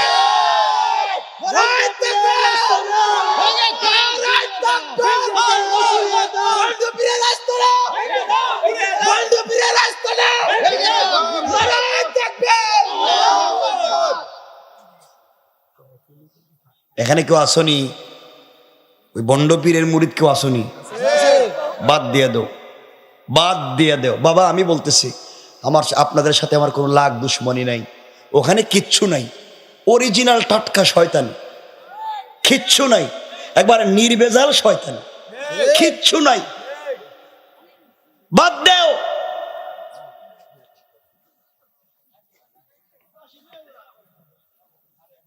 আমার দিকে তাকান, ওদিকে না, আপনারা নিজেরা কথা কইেন না। আল্লাহ বলছেন কোরআনে, শুনেন, আমি বানায় বলছি না, আল্লাহ বলছেন কোরআন, ইন্নাহু মান ইউশরিক বিল্লাহ ফাকাদ হারামাল্লাহু আলাইহিল জান্নাহ, যে শিরক করলো তার জন্য জান্নাত চিরতরে হারাম। ওয়া মাওয়াহুন নার, তার অরিজিনাল ঠিকানা জাহান্নাম। ওয়া মা লিজ জালিমিনা মিন আনসার, তার জন্য এই পৃথিবীতে কিয়ামতের দিনে কোনো সাহায্যকারী থাকবে না। পীর নাকি কইছে মরার পরে হে নাকি সব মুরিদরে একসাথে জান্নাত লিয়ে যাইব। পীরেরই তো খবর নাই, পীরেরই কিয়ামতের দিন গুরুস্থান চলবো, আর হে নাকি মুরিদরে লিয়ে জান্নাতে যাইব। কেমনে কথাগুলো মানুষ কোরআন হাদিস থাকতে কেমনে ওই পথে বিশ্বাস করে, আমি বুঝতে পারি না। যেখানে রাসূল বলছেন নিজের মেয়ে ফাতেমা কি, ইয়া ফাতেমা আনকিজি নাফসাকা মিনান নার, ফাতেমা নিজেকে জাহান্নামের আগুন থেকে বাঁচাও। আমি বাপের পরিচয় দিয়া কবরে কাজ হবে না, আমি বাপের পরিচয় কবরে চলবে না। রাসূল বলছেন, বিশ্বনবী সরকারে কায়নাত, যে কবরে আমার নাম কইয়া লাভ নাই, পিশাব কয় হে নাকি বাঁচাইয়া দিব। চিন্তা করেন কোয়েটা কি। আরেকগুলো বিশ্বাস করার লোকের অভাব নেই।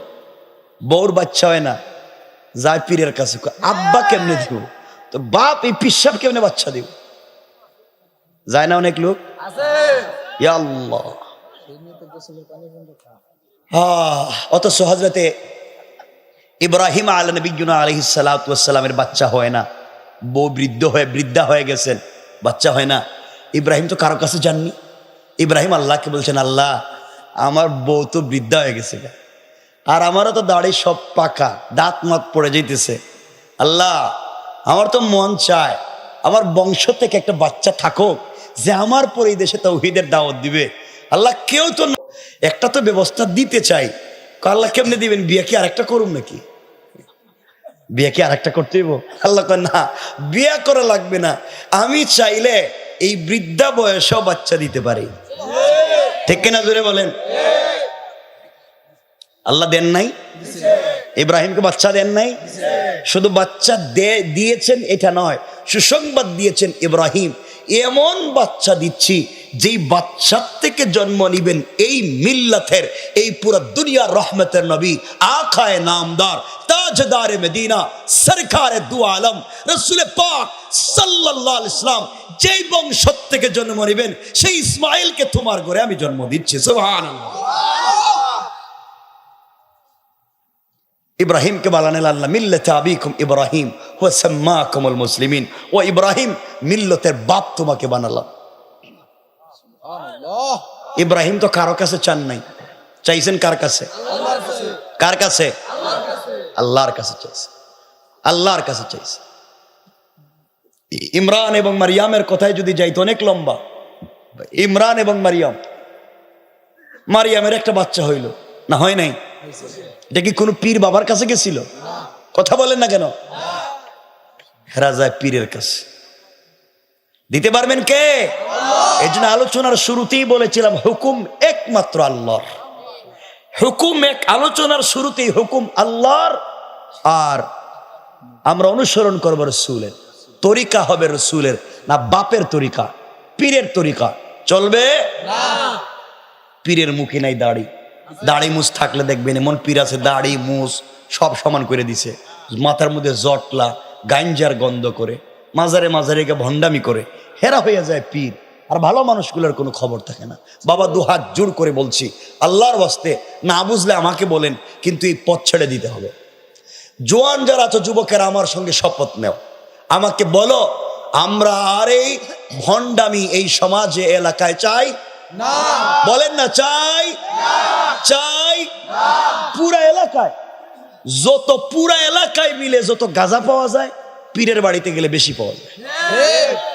আর যদি ওই যে উরুস হয় মাঝে মাঝে, হয়নি এগুলা? হয়। আহা, অনেক মুরব্বী মনে মনে গাইলিতেছে আমারে, কইটা আনছে কাটারি।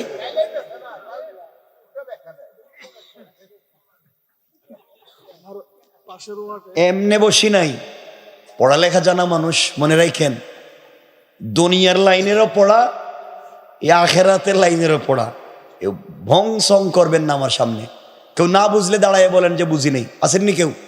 বলেন, কেউ আসেন এখানে যে বলেন তো, একজন বলেন যে পীর সাহেব আমারে শাফাআত করে জান্নাতে নিয়ে যাবে, একটা হাদিস একটা আয়াত বলেন। কেউ আসেন এখানে যে পীর সাহেব জান্নাতে নিতে পারবে শাফাআত করে? একজন বলেন একটা হাদিস থাকলে বলেন।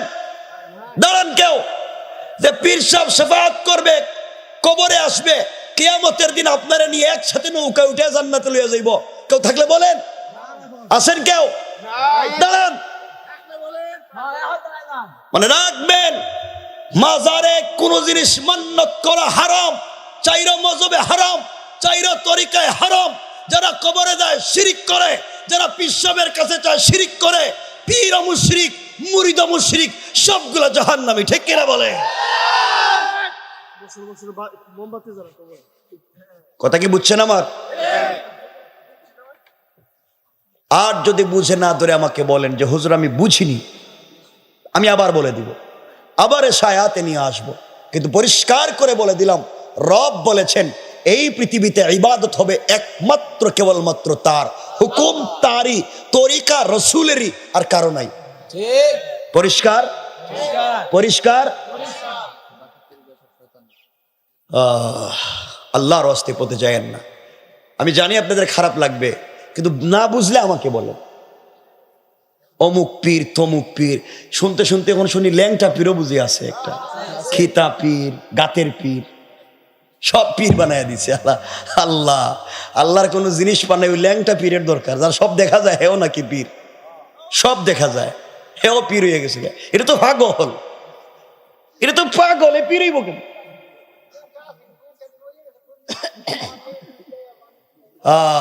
আল্লাহ আমাদের হেফাজত করুক, বলেন আমিন। বাবা কেউ রাগ করছেন? একটু হাত তুলে দেখান কারা কারা রাগ করছেন। বহুত মানুষ হাত উঠেছে। তুমিও রাগ করছো? সব দিকে হাত উঠে।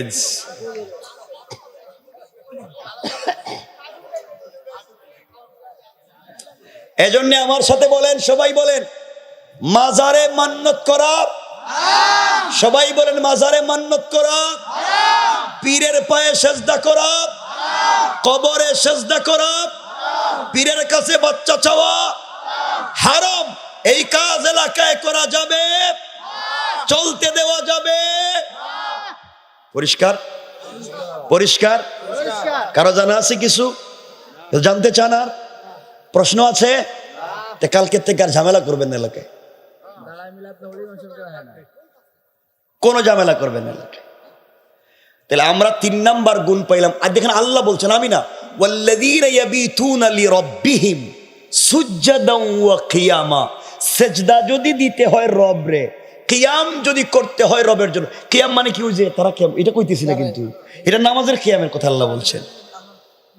সুজদান ওয়া কিয়ামা, আল্লাহ বলছেন সিজদা আমার জন্য, কিয়াম মানে দাঁড়ানো আমার জন্য। আগে বলছেন ওয়াল্লাযীনা ইয়াবিতুনা লিরাব্বিহিম, একমাত্র রবের জন্য দাঁড়াও, একমাত্র রবের জন্য সিজদা করো। বলছেন কে? আল্লাহ। কোন পীরের কথা আইছেনি? না।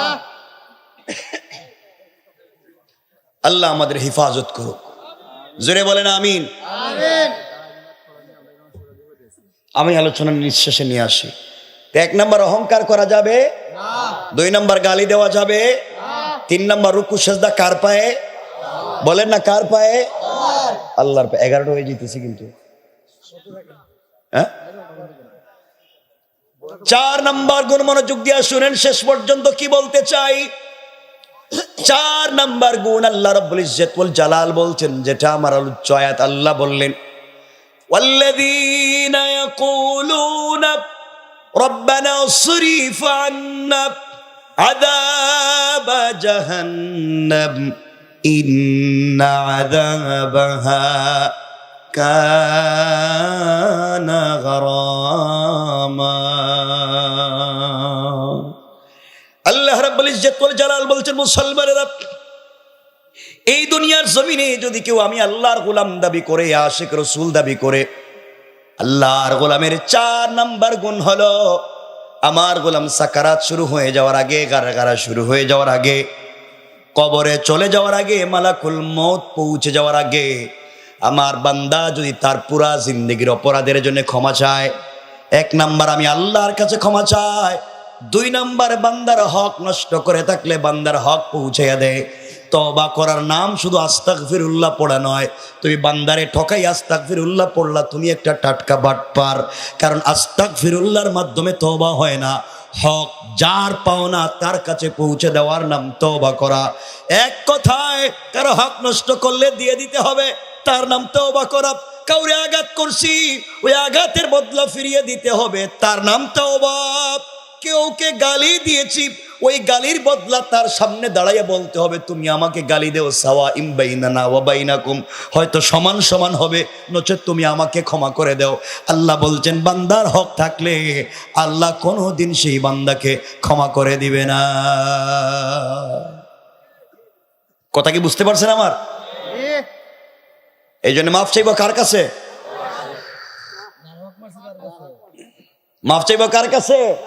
প্রথমে যার হক মারছেন তার কাছে। গ্রামে দেখবেন হক মারার ওয়াস্ত বুঝে না পাবলিক, রাগ কইরেন না আবার। আপনাদের ইমাম সাহেব কে এলাকা, মসজিদ এলাকা? এই যে, আচ্ছা আচ্ছা আচ্ছা, মাশাআল্লাহ।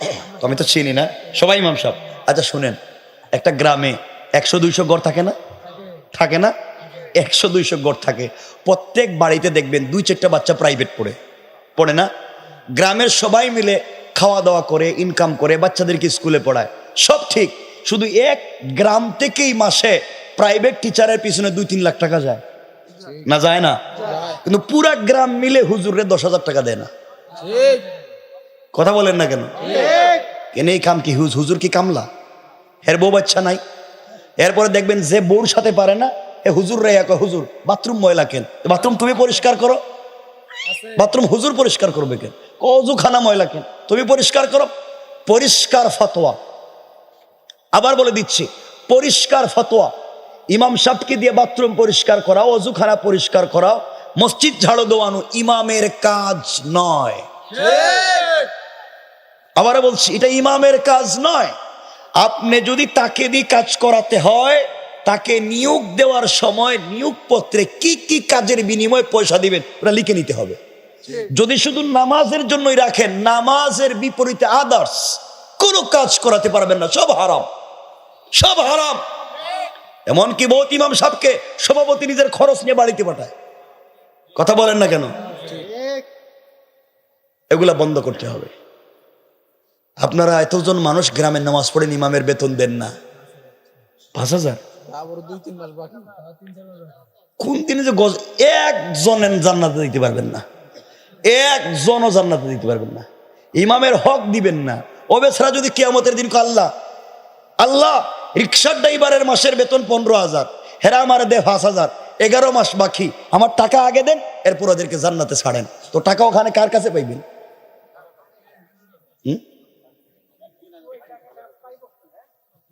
এই জন্য আমাকে সবাই বলেন, যার যার মহল্লা সবাই বলেন, ইমামের বেতন বাড়াইয়া দিবেন। দেখছেন কিছু কয় না, এখন কথা কয় না। জোরে বলেন ইনশাআল্লাহ, জোরে বলেন ইনশাআল্লাহ। দিত না মনে হয়, দিত না এজন্য ইনশাআল্লাহ কয় না।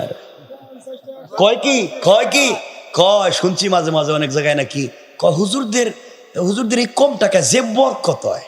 কি সুন্দর পাঞ্জাবি, হ্যাঁ কয় না, কয় যে বরকত। হুজুরের এই 5,000-এ যদি যে বরকতে, তুমি ওই কামে লাইনে যাও, তুমি আসো কালকের থেকে চাকরিতে, অজু তো ঠিক থাকবে না।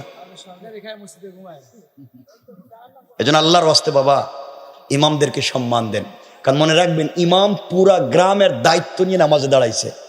ও যদি ভুল পথে যায়, ওর যদি নিয়ত খারাপ হয়, ওর যদি একটু আপনাদের ব্যাপারে ভিন্ন চিন্তা হয়, একজনও জান্নাতে যাইবেন না, একজনও না। এরপর আরো শুনছি ইমামরা নাকি নামাজ ছাড়া অন্য যদি কোনো কাজ করে, মানে অন্য ব্যবসা বাণিজ্য করে, এটা নাকি দেখছেন এটা হুজুর না, এটা তো দুনিয়া লেগে গেছে, মানে হে একা একা খাইবো, হুজুর ব্যবসা করলে সমস্যা। কি চিন্তা ঢুকাই দিছে শয়তানেরা, হুজুর ব্যবসা করলে সমস্যা আছে। আর কথা বলেন না কেন? আমি কোথায় থাকি জানেননি? আমি যে দেশে থাকি এটা জানেননি আপনারা? জানেন না, অনেকে জানার কথা না। আমি দেশে থাকি না, অনেক সময় আল্লাহ বহুত দূর পর্যন্ত নিয়ে যায়। তো আমি যে কথা বলতে চাই খুব ভালো করে বুঝবেন, পৃথিবীর বিভিন্ন রাষ্ট্রে, উন্নত রাষ্ট্রে গ্রামের সব থেকে বড় যেই ব্যক্তি পয়সাওয়ালা, তার যত টাকা বেতন হয় তার থেকে ডাবল ইমামের বেতন হয়, তার থেকে ডাবল হয় ইমামের বেতন। এই জন্যে ইমামের বেতন ঠিক নেই, ইমামের হকটা ঠিক মতো পৌঁছে দিবেন। কারণ ও বেচারা ইমাম একটু যদি খারাপ চিন্তা করে কারণ নামাজ ঠিক থাকবে না। কারণ ও যদি কয় যা ওরা বেতন দেয় না, অজুই করতাম না, ঠিক কি করবেন? কিন্তু ও যদি কয় যা নামাজ তো একদিন আমার যাইতো, ও অজু ছাড়া এদের নামাজ পড়াবো, বেতন দিবা না, অজু করতাম না। ইমাম তো একজন যাইবো, পুরা গ্রাম লিয়া তো যাইবো না, না পরের চিন্তা না, গেরে ইমাম তো একজন যাইবো, তো গ্রাম শ্রদ্ধা তো লইয়া যাইব। আপনি একজন রে জাহান্নামে ভাড়াইবেন কম টাকা দিয়া, আর পুরো গ্রাম বাচ্চা যাইবেন। এজন্য ইমামও বাঁচবে, গ্রামবাসীও বাঁচবে। বলেন ইনশাআল্লাহ। সবাই জুড়ে বলে লাগবে ইনশাআল্লাহ।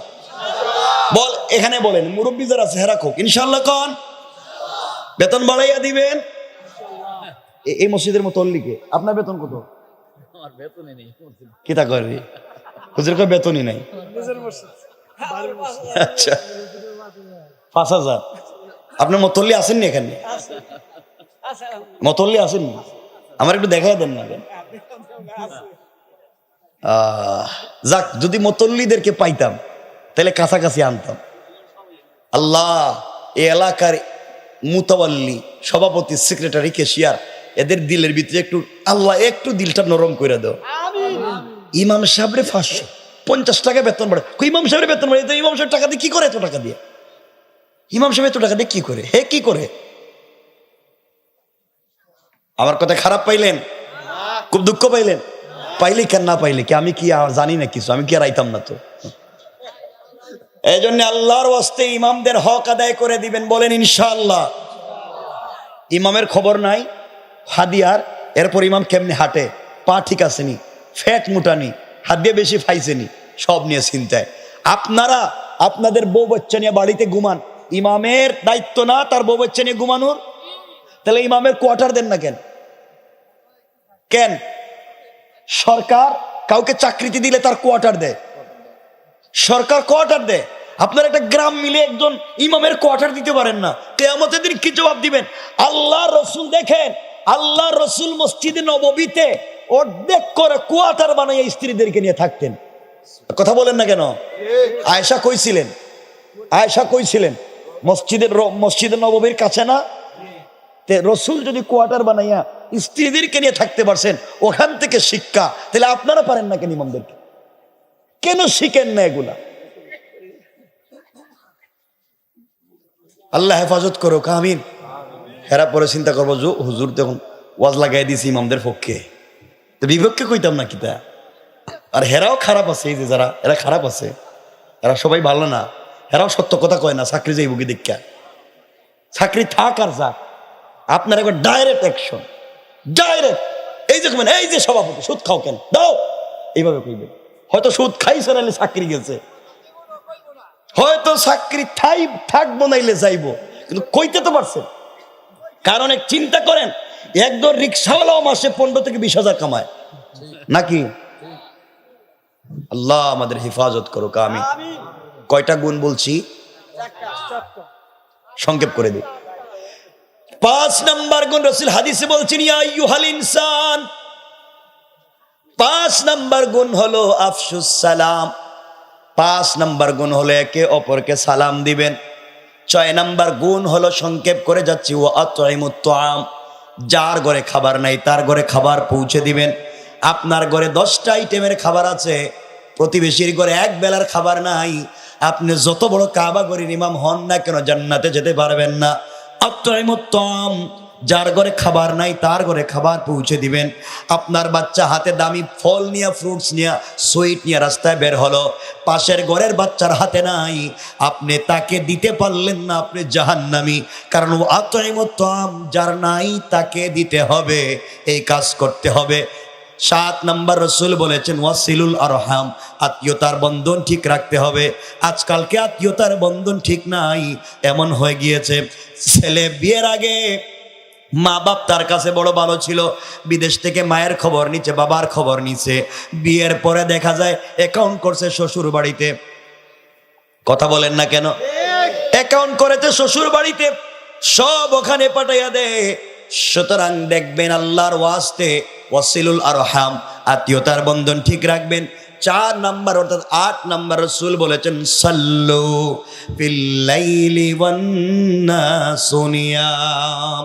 গভীর রজনীতে দুনিয়ার সকল মানুষ যখন ঘুমিয়ে যায়, ওই সময় ঘুম থেকে উঠে কোন আল্লাহর বান্দা যদি হাত উঠে তওবা করে কান্দে, আল্লাহর রাসূল বলছেন ফাদাখালাল জান্নাতা বিসালাম, ইন্তেকাল করতে দেরি হবে, আল্লাহর তৈরি জান্নাতে যেতে দেরি হবে না। পড়েন সুবহানাল্লাহ। এই যে তখন কথা বললাম সংক্ষেপ করে বোঝানোর জন্য নিয়ে যাই। 1 নাম্বার গুণ অহংকার করা যাবে না। 2 নাম্বার গুণ গালি দেওয়া যাবে না। 3 নাম্বার গুণ রুকু সেজদা আল্লাহর পায়ে। 4 নাম্বার তওবা করব আল্লাহর কাছে। 5 নাম্বার সালাম বিনিময়। 6 নাম্বার প্রতিবেশীর হক। 7 নাম্বার আত্মীয়তার বন্ধন ঠিক। 8 নাম্বার গভীর রাত্রে নামাজ। এই 8 গুণ যদি অর্জন করতে পারেন, আমি আপনি জান্নাতে যেতে আর কোনো জিনিস লাগবে না, জান্নাতে যেতে পারবো। যদি ঈমান ঠিক থাকে জান্নাত পর্যন্ত যেতে পারবো। এবার মনোযোগ দিয়ে শুনেন কি বলতে চাই। এই 8 গুণ তখনই অর্জিত হবে যখন এলাকার মানুষ সুন্দরভাবে চলবে, যখন এই রাষ্ট্রের সকল জায়গায় কোরআন পৌঁছে যাবে। কারণ আজকালকে রাষ্ট্রের সকল জায়গায় কোরআন পৌঁছে যায় নাই, কোরআন দিয়ে সমাজ চলে নাই। আজকে যদি সমাজের ভিতরে কোরআন থাকতো, চুরি থাকতো না, জেনা থাকতো না, বদমাইশি থাকতো না, এই সমাজের ভিতরে খুন খারাপি থাকতো না, জমি দখল বমি দখল থাকতো না, মাদক জুয়া ফেন্সিডিল থাকতো না, সব বন্ধ হয়ে যেত। এই জন্য আমরা সকলে কি চাই? এই রাষ্ট্র চলবে আগামীতে কোরআন দিয়া। চাই কি চাই না? হাত উঠে বলেন লিল্লাহে তাকবীর, নারে তাকবীর। হাত নামান। চাই কি চাই না? কি দিয়া চাই? সবাই বলেন না। কোরআন দিয়ে যদি রাষ্ট্র চলে, এই রাষ্ট্রের ফিতনা থাকবে না, সবাই যার যার অধিকার ফিরে পাবে। হিন্দুরাও পাবে, সকল ধর্মের মানুষও পাবে, মুসলমানরাও পাবে, সবাই যার যার অধিকার পাবে। বাবা আপনাদেরকে বলছি, আপনারা চিন্তা করেন তো, আপনার ঈমান আপনাকে রাত্রবেলা ঘুম ভাঙ্গাইয়া ওই যে বাড়ির কাছে মসজিদ, আপনার ঈমান আপনাকে ঘর থেকে মসজিদে নামাজে নিয়ে যাইতে পারে না। আপনার ঈমান আপনাকে মসজিদে নিতে পারে না। এই ঈমান আপনাকে জান্নাতে নিয়ে যাইব পুল সিরাত পার করাইয়া কইছে কে? বলেন। আপনার ঈমান আপনারা মসজিদে নিতে পারে না, এত দুর্বল ঈমান। এই ঈমান নিয়ে আপনি জান্নাতে চলে যাবেন পুল সিরাত পার হইয়া? কি চিন্তা আপনাদের ভিতর! এই জন্য আল্লাহর ওয়াস্তে আমরা এই সমাজ চাই কোরআন দিয়া। সমাজ যদি কোরআন দিয়া চলে, সমাজ কত সুন্দর হবে। সংক্ষেপ করে আপনাদেরকে বলে, আমরা রাত্র 11টা হয়ে গেছে, সংক্ষেপ করে নিয়ে যাচ্ছি। সমাজ চালাবো কি দিয়া? কথা বলেন না কেন? কোরআন মানতে অসুবিধা আছে? কোরআনে কারীমের সূরা ইব্রাহিমের প্রথম আয়াতে আল্লাহ বলছেন আলিফ লাম রা কিতাবুন, এটা এমন একটা কিতাব আনজালনাহু ইলাইকা, যা রাসূল আপনার প্রতি অবতীর্ণ করা হয়েছে, লিতুখরিজান নাসা মিনাজ যুলুমাতি ইলান নূর, যা অন্ধকারাচ্ছন্ন থেকে আলোর পথ দেখাতে পারে। একমাত্র পৃথিবীতে শান্তি নিয়ে আসতে পারে আল কোরআন। কে নিয়ে আসতে পারে? কে নিয়ে আসতে পারে? আল কোরআন। কে নিতে পারে আল কোরআন? একমাত্র কোরআন দিতে পারে আল কোরআন। কোরআন এই সমাজে শান্তি ফিরিয়ে আনতে পারে। কোন পীর সাহেব শান্তি আনতে আনলো না এতদিন। পীর সাহেব শান্তি মনে রাখবেন। কথা আর একটা মনে পড়ে গেছে, 1 মিনিটে বইলে দিই। গাড়ির ড্রাইভার যদি ঠিক না থাকে, প্যাসেঞ্জারের সিটে বসে জিকির করে লাভ নাই। পীর সাহেব প্যাসেঞ্জারের সিটে বসে তসবিহ পড়বেন, জিকির করবেন, মুড়িদের কুরমা ফুলাও খাইবেন। আর ড্রাইভার যদি গাঁজাকুর হয়, ইয়াবাকুর হয়, তাইলে ঢাকায় না গিয়া পদ্মা ব্রিজের নিচে নামাইয়া দিব, গাড়িও ডুববো, ড্রাইভারও যাইব, পীর সাহেবও যাইব। কথা বলেন না কেন? না গাড়ি যাইব, পীর সাহেব বাঁচবো? কথা বলেন। এই জন্য প্যাসেঞ্জারের সিটে বৈশা তসবি মাইরে লাভ নাই। প্যাসেঞ্জারের সিটে বৈশা শুধু তসবি পড়লে হবে না, আগে ড্রাইভিং সিটে যদি কোনো মাতাল থাকে ওই মাতালরে সরাইয়া ওই ড্রাইভিং সিটে বসাতে হবে কোরআনওয়ালাকে। ঠিক কিনা জোরে বলেন? এতটুকুন তো বুঝছেন? কোরআনওয়ালা যদি ড্রাইভিং সিটে বসে যায়, প্যাসেঞ্জারের সিটে যদি জায়গা নাও থাকে, দাঁড়াইয়া খাড়াইয়া বৈশা হইলেও জায়গা মতো যাওয়া যাইতে। এতটুকুন বুঝছেন তো? সুতরাং প্যাসেঞ্জারের সিটে নয়, ড্রাইভিং সিটে একজন কোরআনওয়ালাকে বসাতে হবে। বসালে কি লাভ এই কথাটাই 1 মিনিট 2 মিনিটে বলে দেই। রাত্র 11টা কষ্ট হবে না তো ইনশাআল্লাহ? অনেক রাত্র হয়ে গেছে। হ্যাঁ, এটা কি কিতা? এটা কি কোথায়? তাদের অর্জিত টাকায় তাদের ফুর্তি করে উড়ায়। কিতা বুঝছে না? তার স্ত্রীরা তা আমাদের আমোদ ফুর্তি করে উড়ায় দেয়। আচ্ছা আচ্ছা, যদি সুযোগ পাই বলে দিব না। প্রবাসীদের টাকায় মাহফিল, কিন্তু প্রবাসীরা বাড়িতে টাকা পাঠায়, বউ সেই টাকা নিয়ে ফুর্তি করে, তো হেরে থালাক দেয় না কেন? এরা করে রাখছে কেন? হেটা কোন এই শয়তান রে জালিম রে রাখছে কেন? টাকা পাঠাইবো হে আর ঘুরবো লইয়া তার আরেক নাগর রে লইয়া। কথা বলেন না কেন? এর ঘরে রাখছে কেন? হেরে ডিভোর্স দেয় না কেন? এজন্য শোনেন, আমরা বলতেছি তো সংক্ষেপ, 11টা তো হয়ে গেছে, আর কত বলা যায়? কষ্ট হচ্ছে? একটু হাত তুলে দেখান কার কার কষ্ট হয়।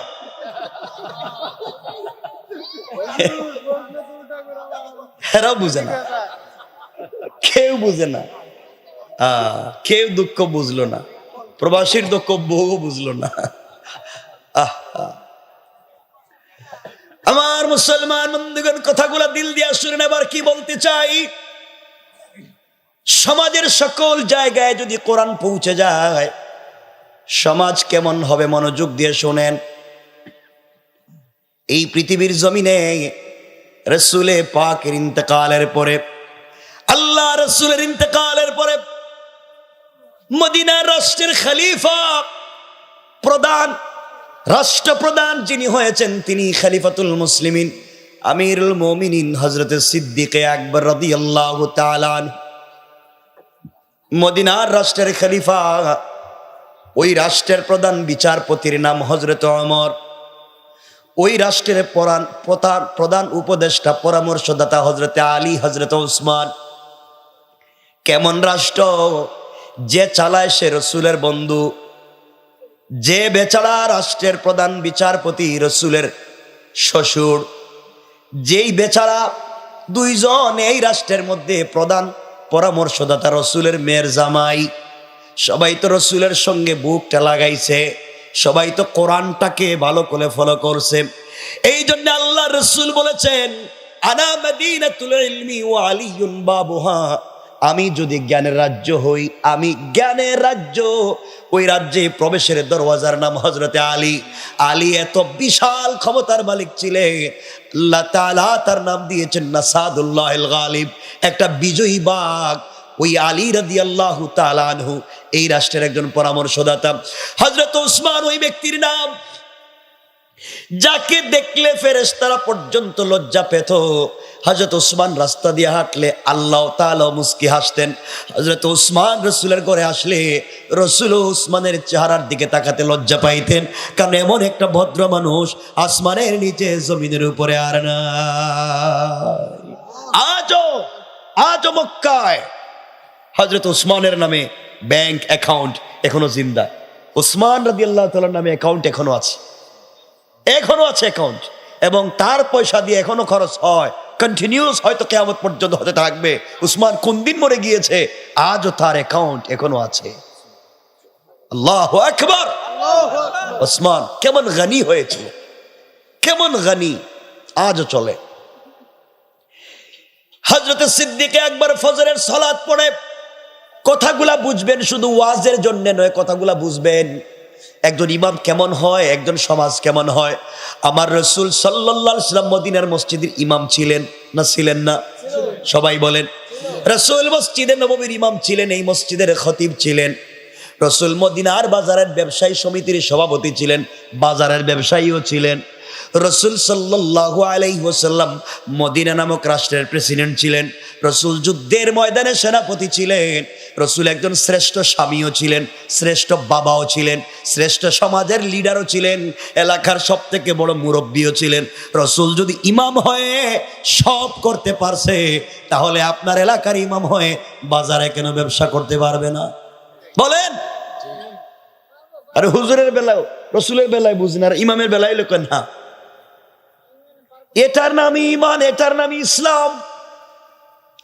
কথাগুলা দিল দিয়া বুঝবেন। হযরতে সিদ্দিকে আকবর খলিফা, হযরত সিদ্দিকে আকবর মসজিদে বসে আছেন, ফজরের সালাত পড়ে।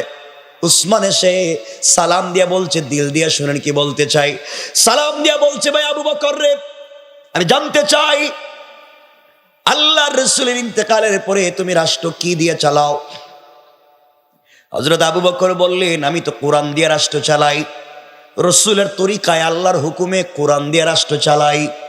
আবু বকরকে উসমান বলতেছে, আবু বকর বলো, যেই রাষ্ট্র কোরআন দিয়া চলে, যেই রাষ্ট্রের খলিফা আবু বকর, ওই রাষ্ট্রের যদি একজন নাগরিক না খেয়ে মারা যায়, একজন সাধারণ নাগরিক, এই রাষ্ট্রের একজন সাধারণ নাগরিক যদি না খেয়ে মারা যায়, আল্লাহর আদালতে কি আপনাকে জবাবদিহি করতে হবে?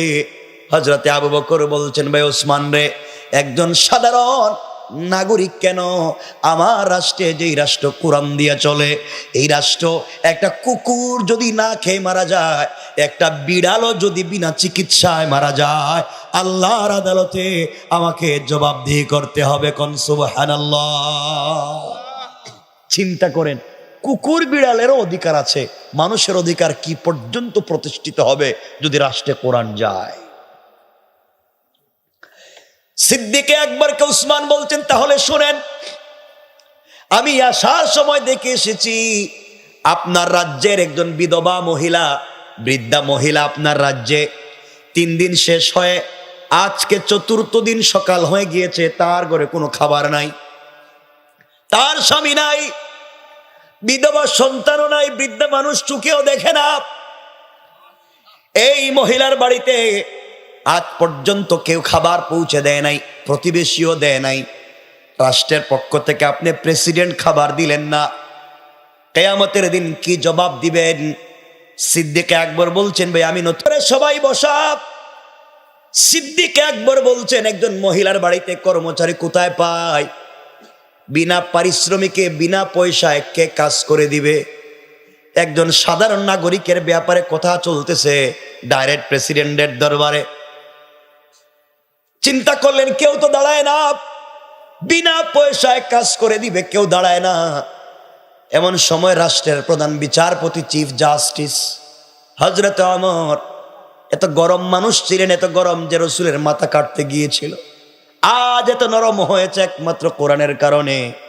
হযরত ওমর দাঁড়িয়ে গেলেন, চোখের পানি ছেড়ে বলছেন, সিদ্দিক আকবর আমিরুল মুমিনিন, চিন্তার কারণ নাই, ওই মহিলার বাড়িতে আজকে থেকে বিনা পারিশ্রমিকে আমি খাদেম হয়ে গেলাম। সিদ্দিক আকবর বলছেন, শোনো ওমর, তুমি রাষ্ট্রের সুপ্রিম পাওয়ার, প্রধান বিচারপতি, তোমার তো অনেক দায়িত্ব আছে মন্ত্রণালয়ে, কোন সময় অফিসের কাজ করবা, কোন সময় মহিলার বাড়িতে কাজ করবা। ওমর বলছেন, খলিফাতুল মুসলিমিন, রসুল পাকের তো বেশি দিন খিদমত করতে পারলাম না, ওই মহিলার খিদমত করে আল্লাহ রসুলের সামনে কিয়ামতের দিন দাঁড়াবো। আমি অফিসে যাওয়ার আগে সকালবেলা মহিলার বাড়িতে কাজ করে দিব, অফিস থেকে বাড়িতে ফেরার পথে কাজ করে দেব। সিদ্দিক আকবর বলছেন, কোনো পয়সাও পাবা না, কিন্তু দায়িত্ব নেওয়ার পরে যদি ঠিক মতো আদায় না করো, 1 সপ্তাহের ভিতরে আমি আবু বকরের দরবারে জবাবদিহি করা লাগবে। আর হাজার হাজার মুসলমানদের সামনে বলছি, তুমি দায়িত্ব নেওয়ার পরে যদি দায়িত্ব আদায় না করো, কিয়ামতের দিনে আল্লাহর আদালতে রসুলের সামনে তোমাকে কাঠগড়ায় দাঁড় করাইয়া দেব। চিন্তা করেন, প্রধান বিচারপতির সঙ্গে কেমন কথা। আর আমাদের গ্রামের, আমাদের এলাকার পাড়া মহল্লার কোনো পাতি নেতা হয়ে যায়, তারও পা কিন্তু মাটিতে লাগে না। ঠিক কিনা জোরে বলেন? আমার কথা কি আপনারা বুঝতেছেন? হযরত ওমরকে আবু বকর বললেন, যাও আজ থেকে তোমার দায়িত্ব ডিউটি হয়ে গিয়েছে, ঠিক মতো আদায় না করলে খবর আছে। আমার বন্ধুগণ, কোন সিকিউরিটি গার্ড নাই, প্রধান বিচারপতি একা একা চলে। পরের দিন সকালবেলা ফজরের সালাত পড়ে নাস্তা সেরে আস্তে করে মহিলার বাড়িতে পৌঁছে গেলেন। ঘরের দরজায় গিয়ে নক করে বলছেন, আম্মা জান, আমি আপনার বাড়ির নির্ধারিত খাদেম, রাষ্ট্রের পক্ষ থেকে আমাকে খেদমতে দেওয়া হয়েছে। বলেন না কি খেদমত আপনার লাগবে? ঘর কি মুছে দেওয়া লাগবে? প্রধান বিচারপতি এক নাগরিকের বাড়িতে গিয়ে বলতেছে, ঘর কি মুছে দেওয়া লাগবে? আপনার কাপড় কি দৌত করে দেওয়া লাগবে? আপনাকে কি রান্না করে দেওয়া লাগবে? মহিলা জবাব দিচ্ছেন, ও বাবা, কে? তোমাকে চিনলাম না।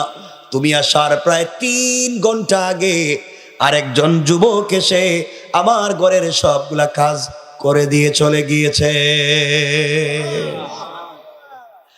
আমার আশ্চর্য হয়ে গেলেন, চিন্তা করলেন কাজগুলা কে করে দিয়ে যায়।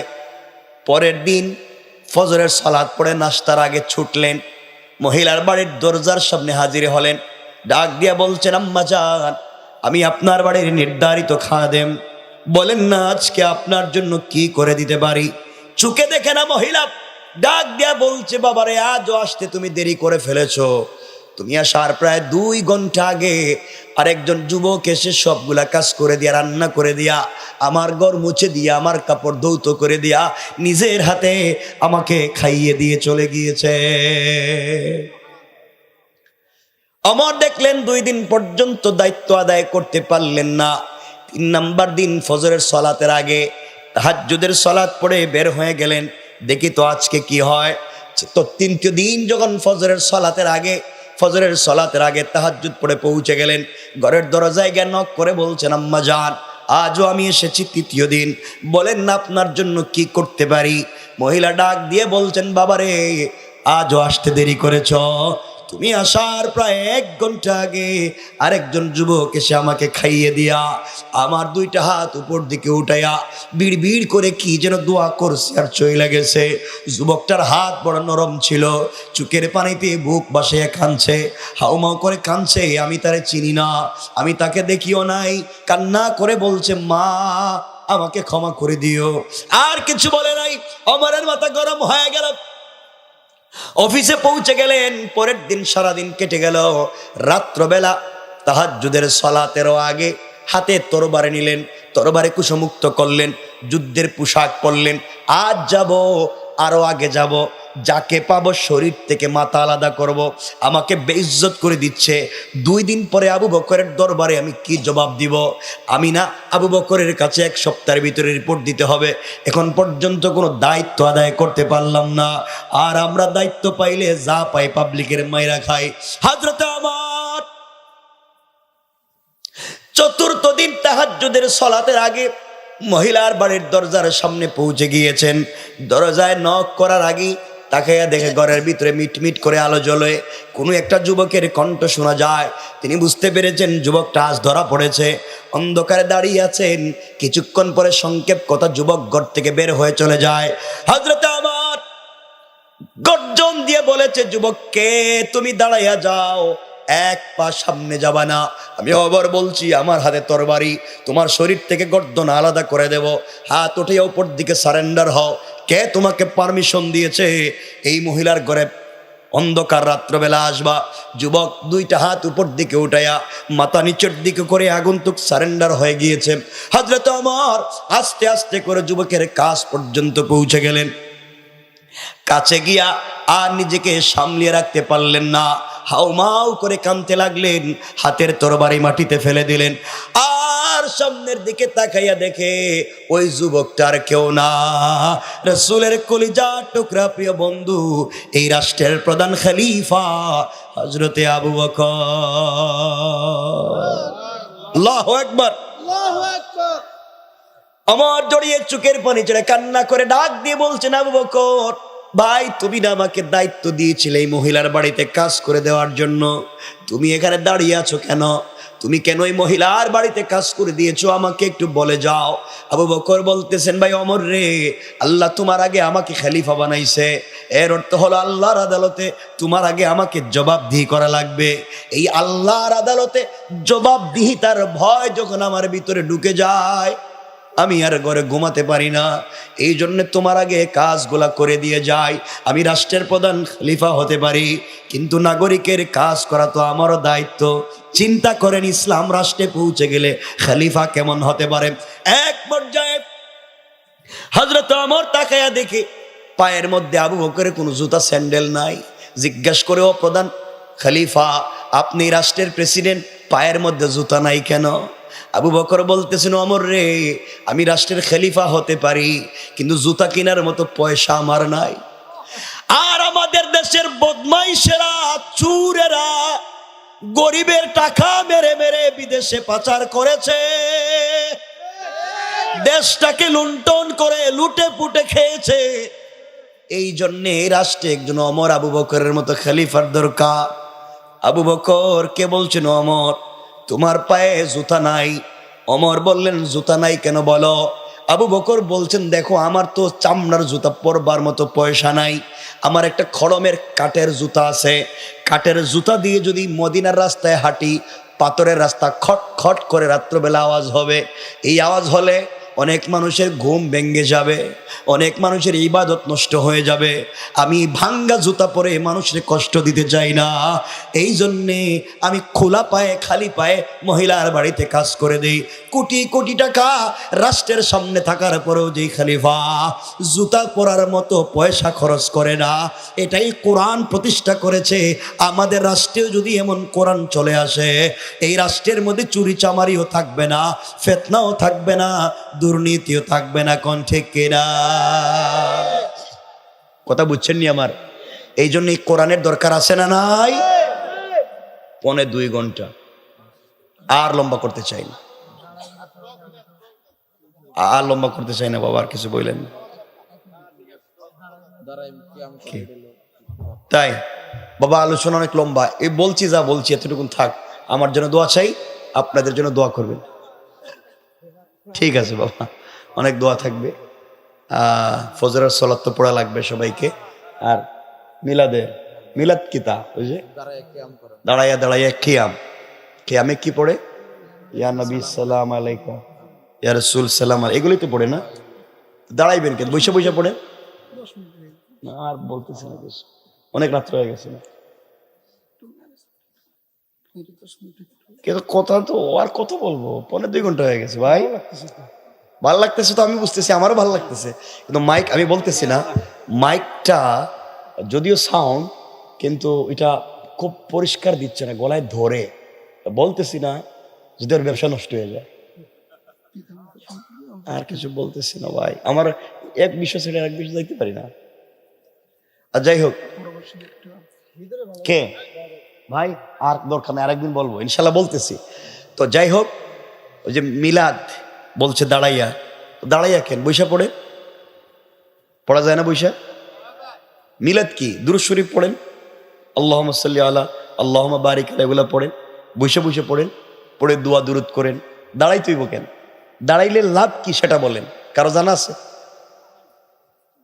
জানা আছে? কথা কয় না, বলেন, কেউ বলেন দাঁড়াইলে লাভ কি বলতে হইব? জানা থাকলে বলেন। জানি না তো দাঁড়ান কেন? দাঁড়ানোর দরকার নাই, একেবারেই খামাখা, কোনো কাজ নাই দাঁড়াবার। সোয়াব, আমরা কোনো কাজ করব সোয়াব হয়, কথা শুনবেন, আমার কথা বুঝেন। ইসলাম সবসময় পজিটিভ চিন্তা করে, ইসলাম সবসময় হালালটার বর্ণনা করে না, মনে রাখবেন। ইসলাম হালালের বর্ণনা করে না, ইসলাম হারামের বর্ণনা করে। এজন্য কোরআনে কোট করে আল্লাহ বলছেন, ইন্নামাল খামরু ওয়াল মাইসিরু ওয়াল আনসাবু ওয়াল আজলাম। হারাম কোন কোন জিনিস এটা বলে, হালাল বলে না, কারণ সব হালাল, আর যেটা যেটা হারাম ওটার নাম বলে। রব বলেছেন রসুলকে তোমরা স্মরণ করো, রসুলের উপরে দুরূদ পড়ো বলছেন, দাঁড়িয়ে পড়বার কথা বলেন নাই। এখন দাঁড়াতেই যদি হয়, কোন কারণে দাঁড়াবেন, ইল্লত, ইসলামে বলে ইল্লত, কারণ কি সেটা বলতে হবে। আমি শ্বশুরে কেন আব্বা ডাকবো, আরেক বেটারে কেন আব্বা ডাকবো? আব্বা ডাকার কারণ আমার বউর বাপ, আমি আব্বা ডাকি। তুমি কেন দাঁড়াইবা আগে কও, তাইলে বোঝা যাবে কেন দাঁড়াইছো। কথা পরিষ্কার? আমাকে ইল্লত, ইসলাম ইল্লত জানতে চায়, রিজন জানতে চায়। কেন আমি ওই কাজ করব, কেন আমি ভাত রাইখা রুটি খাবো? কারণ ডায়াবেটিস। কথা বলছেন? কারণ গুস্ত বাদ দিয়ে কেন সবজি খাবো? কারণ কোলেস্টেরল। তুমি কেন বসা থেকে দাঁড়াইবা? কারণ কো। কথা বুঝলেন?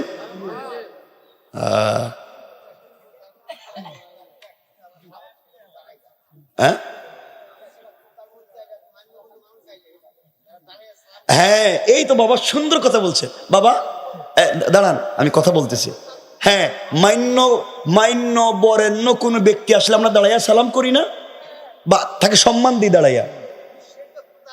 হ্যাঁ অবশ্যই, আপনি সুন্দর বলছেন বাবা, আমি আপনাকে সাপোর্ট করি। ওই আপনার কথাই তো বলতেছি, আসতেছি আপনার কথায়। একজন মান্য বরেণ্য ব্যক্তি আসলে তাকে তো অবশ্যই সালাম সম্মান দিবেন। সম্মান না দেওয়া তো বেয়াদবি, অবশ্যই দিবেন। একজন বরেণ্য ব্যক্তি আপনার এলাকায় আসবে আর আপনি বৈশা বৈশা কি এখানে পা ছড়াইয়া হাঁটবেন? আপনি দাঁড়ায় থাকবেন? তখন আমাকে জানতে হবে রসুল কোন সময় আইসে আর কোন সময় গেছে। শেষ করি, মান্য বরেণ্য ব্যক্তি আসলে দাঁড়াবেন, এটা আমিও মানি, অবশ্যই দাঁড়াবেন। তো রসুল আসলো কখন আর গেল কখন আপনি জানলেন কেমনি? যখন আইসে এখন দাঁড়াইয়া যাই, এই দেখুন। কথা বুঝেন? কি করে শোনেন? আরে বাবা আমি বলতেছি, ওই যে মনে করেন আপনি আসেন, ইসলাম মনে করার নাম নয়। ইসলাম পরিষ্কার। আল্লাহ কোরআনকে বলছেন তিবিয়ানান লিকুল্লি শাই, সবকিছুর পূর্ণাঙ্গ সীমারেখা কোরআনে বর্ণনা করে আল্লাহ বলছেন তিলকা হুদুদুল্লাহ, এটা ইসলামের নির্ধারিত সীমারেখা। বুঝলেও মানতে হবে, না বুঝলেও মানতে হবে। রসুল আইছেন, এই জন্য আপনি দাঁড়াইছেন। যেই দিন আপনি যেই টাইমে আপনার বাড়িতে কিয়াম করেন, ওই দিন আরেক দেশে করে, লাগা গ্রামে করে, পাশের গ্রামে করে, পাশের বাড়িতে করে। রসুল তো একজন, একসাথে কার বাড়িতে যাইত? কথা শেষ, বুঝেন? এই জন্য মনে রাখবেন, আল্লাহর রসুল হাজির ও নাজির না। হাজির ও নাজির একমাত্র আল্লাহ। আল্লাহ সকল জায়গায় বিরাজমান, তিনি হাজির। আল্লাহ একসাথে সকল জায়গায় দেখেন, তিনি নাজির। রসুল যতদিন মক্কায় ছিলেন তিনি মদিনায় ছিলেন না। রসুল যখন মদিনায় গিয়েছেন তখন মক্কায় ছিলেন না। রসুল গিয়েছেন আবার আইছেন, কিন্তু রসুল কোন দিন শিবচরে আইলেন আর কোন দিন ঢাকা দক্ষিণ গেলেন? এই কথা, আমার কথা আপনারা বুঝেন। এই জন্য রসুল হাজির ও নাজির না, রসুল কখনো বিরাজমান না। পরিষ্কার বুঝতেছেন আমার কথা? আল্লাহর ওয়াস্তে ইসলামটাকে বিকৃত বাবা বুঝেন না। আমি বলি বুঝেন না, আপনি বুঝবেন। বুঝেন না, আপনি 100 বার বুঝবেন, আবার বুঝবেন, ভালো আলিমের কাছে গিয়ে বুঝবেন, কোরআন হাদিস রিসার্চ করে বুঝবেন। কিন্তু আল্লাহর ওয়াস্তে ভুল পথে কোনো পা দিবেন না। না যাই না, কোনো কাজ ভুল করবেন না। শোনেন, আল্লাহ রসুলের সালাম দেয় নাই? শোনেন বলতেছি, আমার দিকে তাকান। আল্লাহ রসুলকে সালাম দিয়েছেন, আপনিও দিবেন। আল্লাহ দেখেন, মুরব্বী বলতেছে আমরা সালাম দিব, রসুলকে সালাম দিবেন। আমি বলি রসুলকে আল্লাহ নিজে সালাম দিয়েছেন। রসুল আল্লাহর কাছে ছিলেন। আল্লাহ বলছেন, ওই দেখেন ফাকা বাকা ও সাইনি আও আদনা, দনুক বাঁকা করলে যত কাছে আসে, রসুল এত কাছাকাছি বসে কথা বলছেন। আবার বলি শোনেন, এই জন্য সালাম দিয়েছেন। রসুলকে আল্লাহ ইয়া নবী সালাম আলাইকা বলে সালাম দেননি। আগে বলছেন কি? আসসালামু আলাইকা আইয়ুহান নবিয়্যু। আল্লাহ ইয়া নবী বলছেন না, আইয়ুহান নবিয়্যু বলছেন। আগে সালাম এরপরে কালাম, আগে সালাম এরপরে কালাম। আল্লাহ রসুল, আপনারাই তো পড়েন নামাজে, আল্লাহ বলছেন আসসালামু আলাইকা, ও রসুল আসসালামু আলাইকা ইয়া নবী না আইয়ুহান নবী। তো আপনিও সালাম দেন, আসসালামু আলাইকা আইয়ুহান নবিয়্যু বলেন। আগে সালাম দেন, এরপরে কথা বলেন। আল্লাহ আগে সালাম দিছেন, এরপরে কথা বলছেন। আপনি আগে বলবেন ইয়া নবী সালাম আলাইকা, কেন? ইয়া রাসূল বলেন। আমি বলছি না এটা গুনাহ, কিন্তু রাসূল হাজির নাজির মেনে বলবেন, দাঁড়িয়ে বলতে হবে, হাজির নাজির মানতে হবে। এগুলো তো ভয়ঙ্কর গুনার কাজ হয়ে যাবে যদি না মানতে পারি, না বুঝতে পারি। কথা কি বুঝছেন আমার?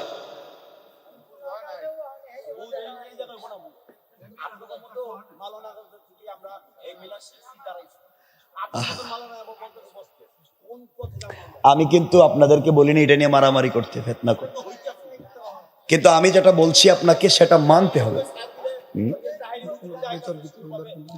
আচ্ছা যাই হোক, আমার কথা শুনেন। আরে বাবা কথা তো শুনেন কি বলতেছি। এটা তো আপনারাই দিছেন আমারে। আমার কথা শুনেন। এই অমুক তমুক কি বলছে, আমি তো কারো নাম বলিনি, আমি বলতেছি কোরআন হাদিসের কথা।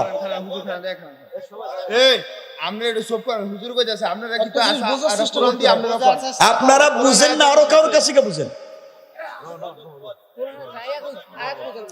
শোনেন,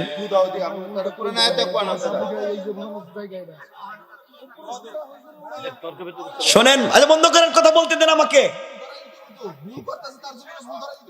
আরে আমাকে বাবা, আমাকে তো প্রশ্ন দিছেই বিদায় কথা বলতেছি। বল যদি থাকে। আর এগুলা ফিতনা করেন না, মারামারি করা যাবে না বাবা। এগুলা এমন একটা জিনিস, এগুলা মারামারির জিনিস না, ফিতনা করার জিনিস না। এগুলা বাদ দেন, মিলেমিশে চলেন, কিন্তু কোনো সময় হারাম কাজ করবেন না, শিরিকও এমন কিছু করবেন না। বিদআত, আপনাদের ঈমানকে শিরিক মুক্ত রাখেন, আমলকে বিদআত মুক্ত রাখেন। এই দুই লাইন ছাড়া বাঁচার কোনো পদ্ধতি নেই। আপনারা না বুঝলে কারো কাছে জিজ্ঞাসা করবেন। এরপর আল্লাহ আমাদেরকে মিলেমিশে থাকবার তৌফিক দান করুক। ফিতনা করবেন না।